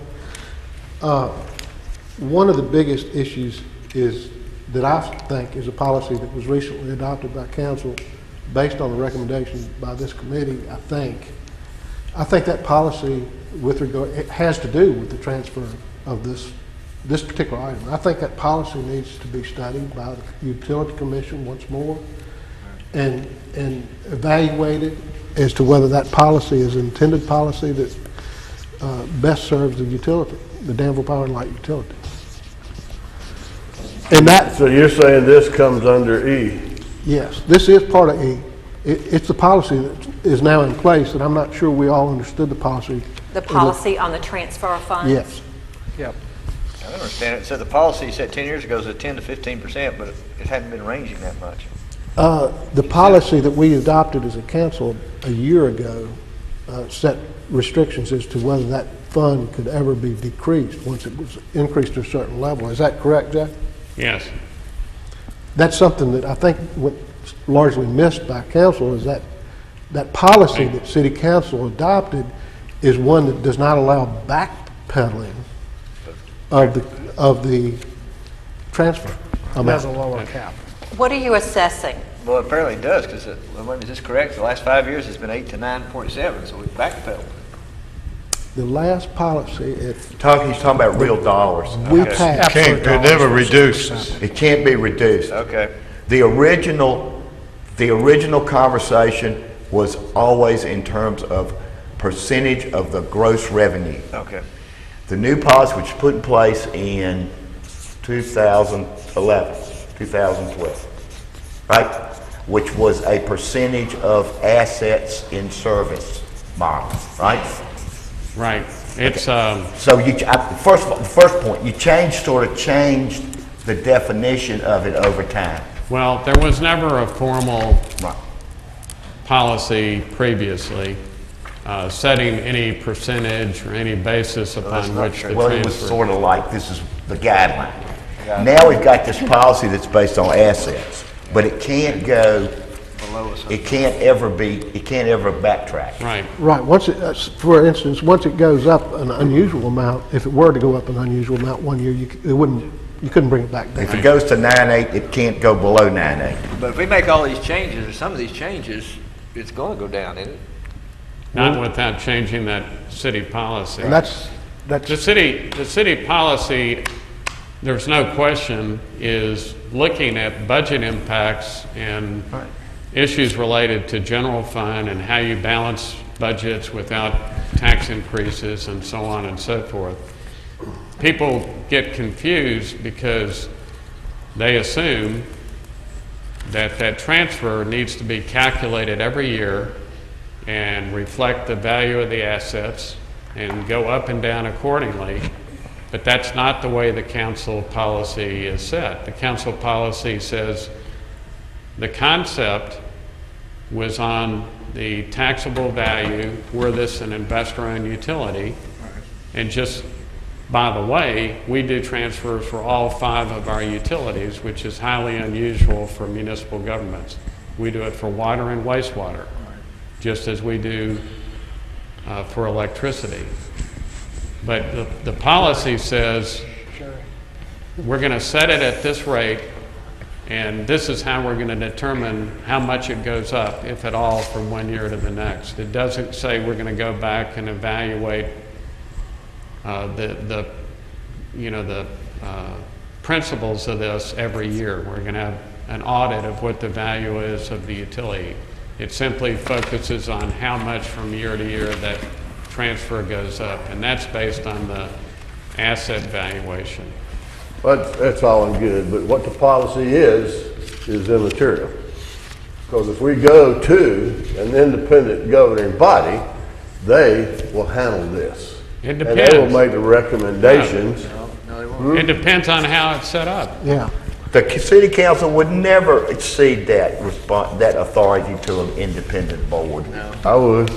Well, I can't imagine that if you, well, I don't want to get into that, but if you got elected to city council and you're going to give up that, nah, you're not going to give So that what up. are You we got too many assessing? budget considerations Maybe we need to study. to worry If you're about. studying the transfer funds policy, we could do that. to assess what?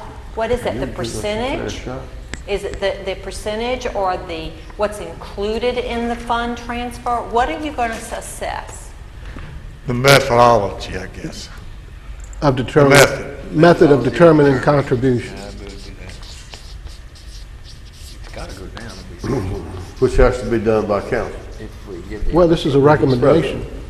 Yeah, but this is a recommendation that this committee is going to send to council.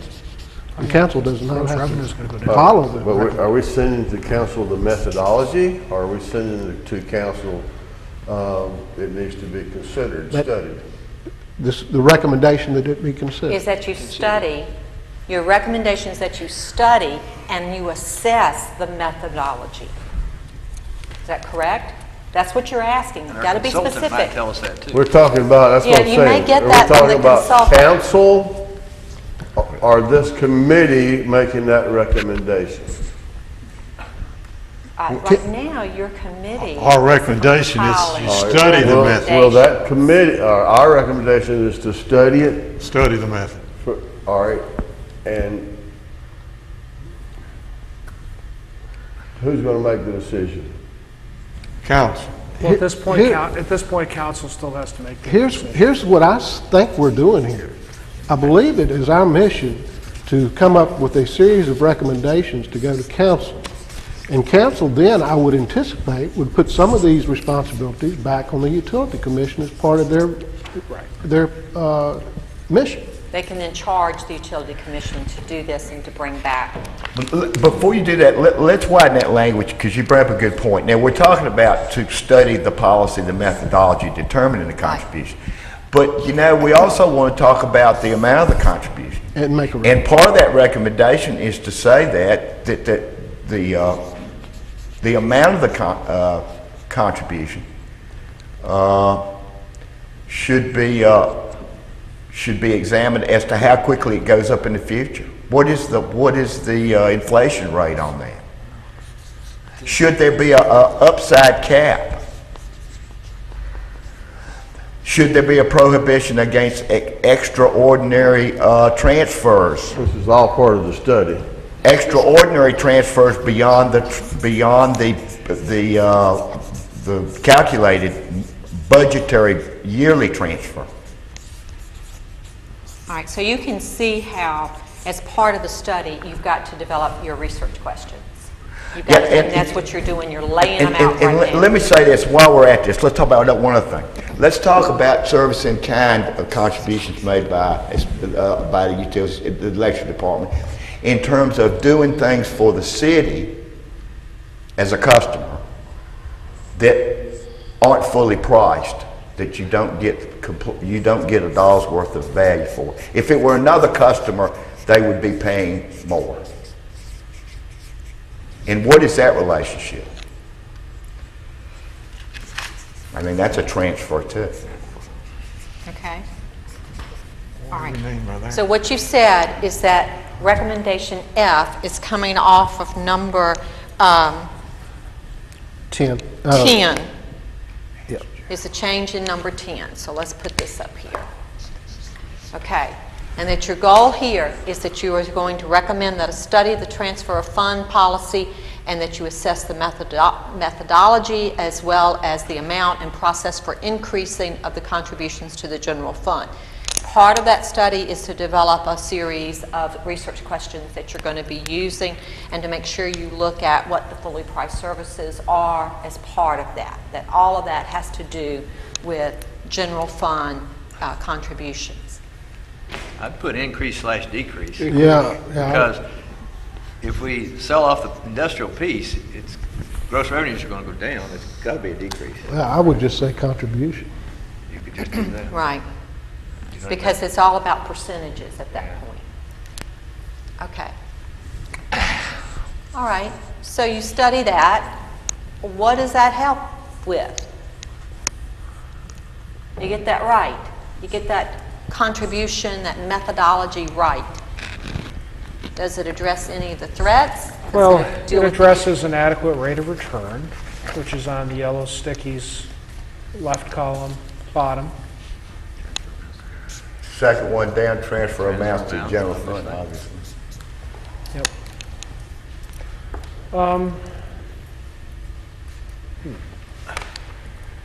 It impacts rate of return under strengths as far as lower taxes for the stakeholders.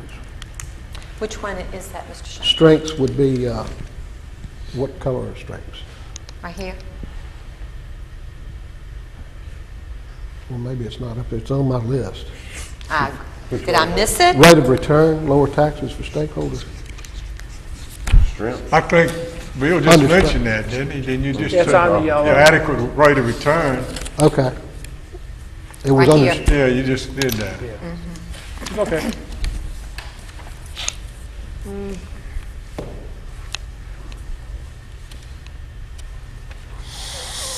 Okay, so let's look at what you've got. You started out, and on your list of options, this would be number 2. This is talking about the customer, let's see, how was it? Offer customers a choice in the power selection, so you've got that laid out. Under B, you've combined 3, 6, and 8, hire a consultant to include all of those options. C, you've got reduce annual coincidental peak demand, and C is laid out as number 4. Yes, let's add number 4 here. Yeah, and I think on C, the one thing that we failed to pick up on, Martha, was it helps us to fully integrate our AMI. We've made an investment in AMI, and that's on the second, it's on the brown ones, weak strengths. Right here? Yeah, right there. Okay.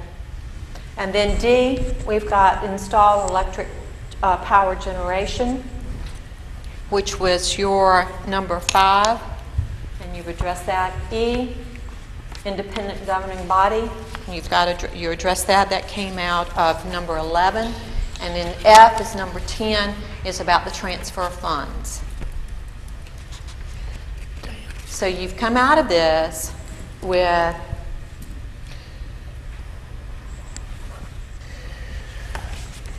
six recommendations. 6 bold steps. There's another one that, And this will look a lot better when it's tightened. there's another one, we had that Hometown Connections make a study of the whole operation of the electric department. They made several recommendations, so they should be implemented if feasible, or at least considered. Where would you put that? How would you bring those into building out your plan? Is that going to be part of To implement the Hometown Connections recommendations. a separate? That's a separate item. Okay, let's bring that up then.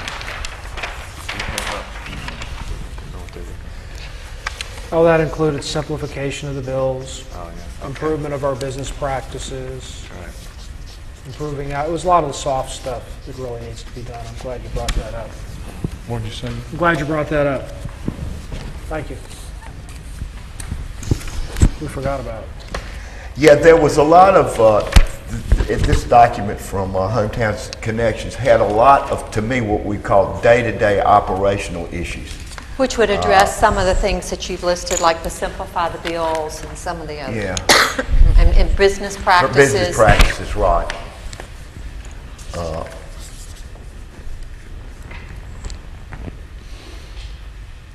Okay. But I would say that the Utility Commission needs to spend more time talking about day-to-day operations. That's my personal opinion. And it includes all these kind of issues that Bill's talking about. Bill doesn't like day-to-day operations. I personally think the commission should not be. In the day-to-day operation business. And and having said that, I think I agree with you after having said that. I take that back. It sounded good until you try to do it, I think. Right. It's not the right thing to be doing. Going back, another thought I had on that contribution, it's going to take a while to implement or study a lot of these things. So in the meantime, we might want to consider freezing the amount of contribution that the electric department provides until we can get through some of these analyses to see. That would help stabilize a little bit, I think. But I don't know what the others thought. I think from a perspective, since we know there is no option is to decrease the contribution, then obviously the only thing we could do as a committee is recommend, as you say, freezing. And I think that'd be a good recommendation.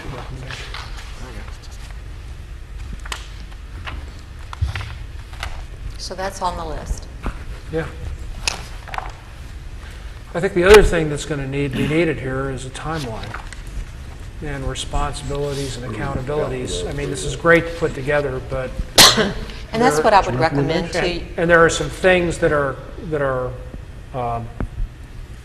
coincident and some things that lead. You have to do A before you do B.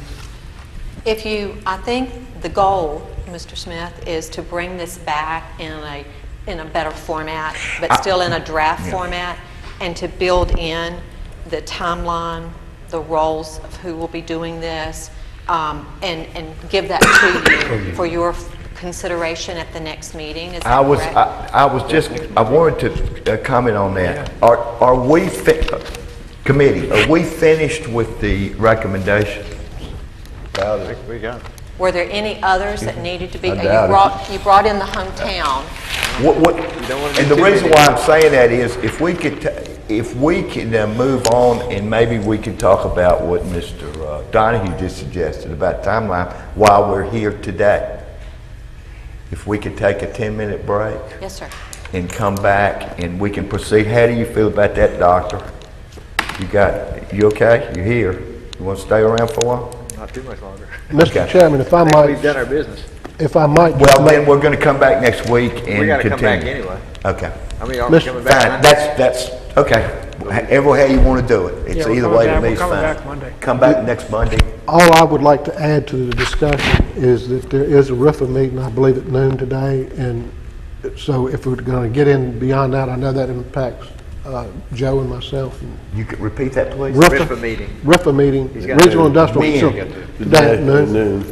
Okay, well, I think we can quit right now if everybody wants to stop here and say we've done some good work, and we'll come back next Monday at 4 o'clock then. Yeah. And have a regular meeting, and then we will, as Ms. Walker said, we'll have this written down and it will look better, and we can, Give us time. and we'll That'll get give us- that during the that'll give week. us- That'll give us a week to get this stuff Right. cleaned up and And- get it Right. to where, into a kind of a standard format, and then we can get it presentable. Okay. And we'll try to get this out to you as quickly as possible in email, and of course, everybody's comments are always appreciated, so hopefully we can dilate this. Yeah. Does anyone from the public like to speak at this time? Yes, sir, Mr. Vesey.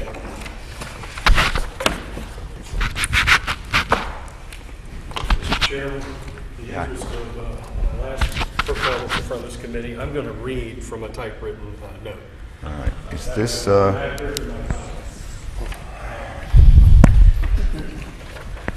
We have participated in this, and I want to thank all of you because this is some very heavy lifting. One of the things that our coalition has been working on is trying to provide some way, as you come to this decision point, of providing some additional emphasis. So we've pointed out a few things here that I'm just going to read to you. As you complete your analysis, we've made several observations that may need additional attention. We ask the committee to consider the following. Item 1 on the cost of service analysis, which you've already talked about. Our members would like to see some scenario where these funds are not transferred, or what the impact would be at a 6% ROI. You may have other percentages, but we haven't seen what that would look like. What would that do to the rate base? Item 2, cross-class subsidization. I think in the UFS report, there was obviously, between the current rate and the future rate, there was obviously some rate variation between the residential and commercial and industrial. I think that that is a very important issue. And as we work at the State Corporation Commission level, I will give you just a little insight. That is a critical issue for businesses. And I heard a conversation in this meeting about perhaps having the industrial rate dropped and that additional cost picked up by residential. We would not support that. That may surprise you, but we think that's actually probably pretty poor public policy to have one class subsidize another. I think that each class should pay its fair share, and that's really what we wanted to share with you on that item today. Item 3, as far as what it would do to allow industrial and commercial consumers to exit this as an expedited decision, we haven't seen what that could do to the utility, what it could do to rates for others. But let me take a point here and again down another rabbit hole. We don't have 5 years. We have to the end of this fiscal year. I think that's about as far as you have with most of the large industrials to make a decision where the rates are competitive. You also have an economic development issue that is immediate, because you won't be in the business of anybody that's in the technology or energy intensive side of manufacturing or data centers until this is resolved. In fact, Connie Nyholm couldn't be here, but this is already affecting economic development in industrial parks outside of the city. They're having a very difficult time right now of recruiting companies to their industrial complex associated with VIR because of the rate comparison. So these decisions are having impacts today, and we need...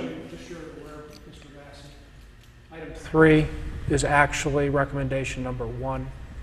Okay. Which is to offer the gas model that we currently have with to our industrial and large customers, and allow for our industrials and large commercials to go out on the open market. Great. And seek their best opportunity. Thank you. However, I do believe that would be difficult to accomplish by the end of this FY. Yes. Our fiscal year ends June. We're looking calendar here. You're looking calendar. Yeah. Okay. In conversations with these companies, they're really looking at how can they get to December, but after that, they need to have clarity. We can do that. Item 4, I heard referenced here today, but I will tell you, in the General Assembly, we heard many PJM presentations, and we did hear the same thing, that perhaps 7,000 megawatts would come offline in the PJM service territory.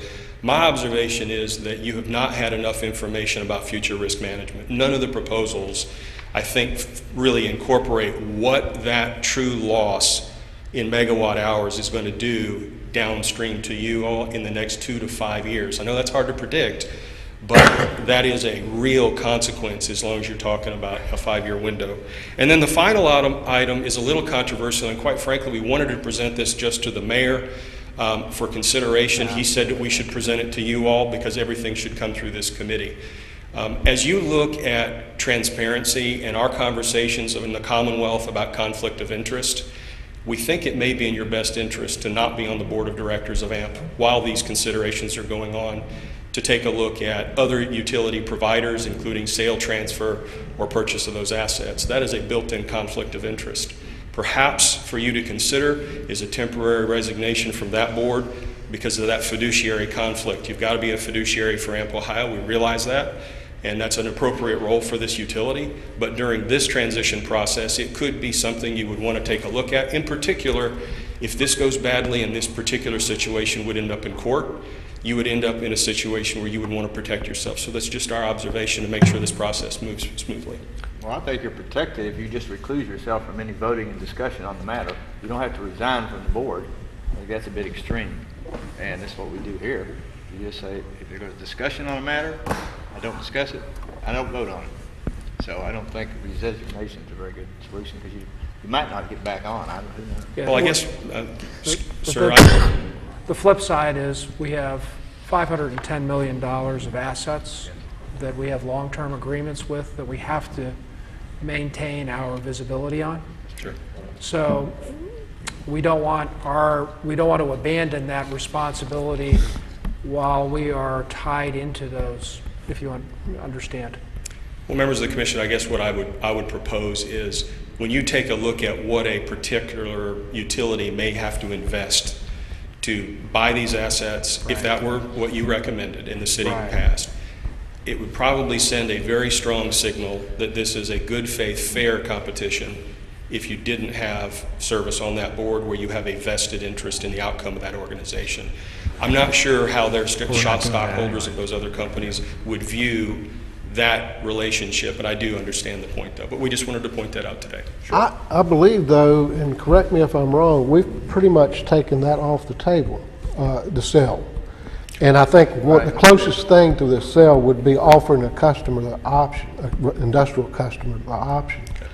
So I believe you might have missed the very beginning when we took that. Am I correct? Right. I believe that's correct, yes, sir. That's correct. Okay. We didn't really show our errors, I don't know. Thank you very much, Mr. Bassett. Anyone else? Does anyone have anything they'd like to add? Good discussion. No, it's good. Thank you very much, Ms. Walker. You did a wonderful job for us. Great job. You Thank exceeded our expectations. Thank you very much. You We're out sure did. before noon. And this meeting is adjourned. Last time.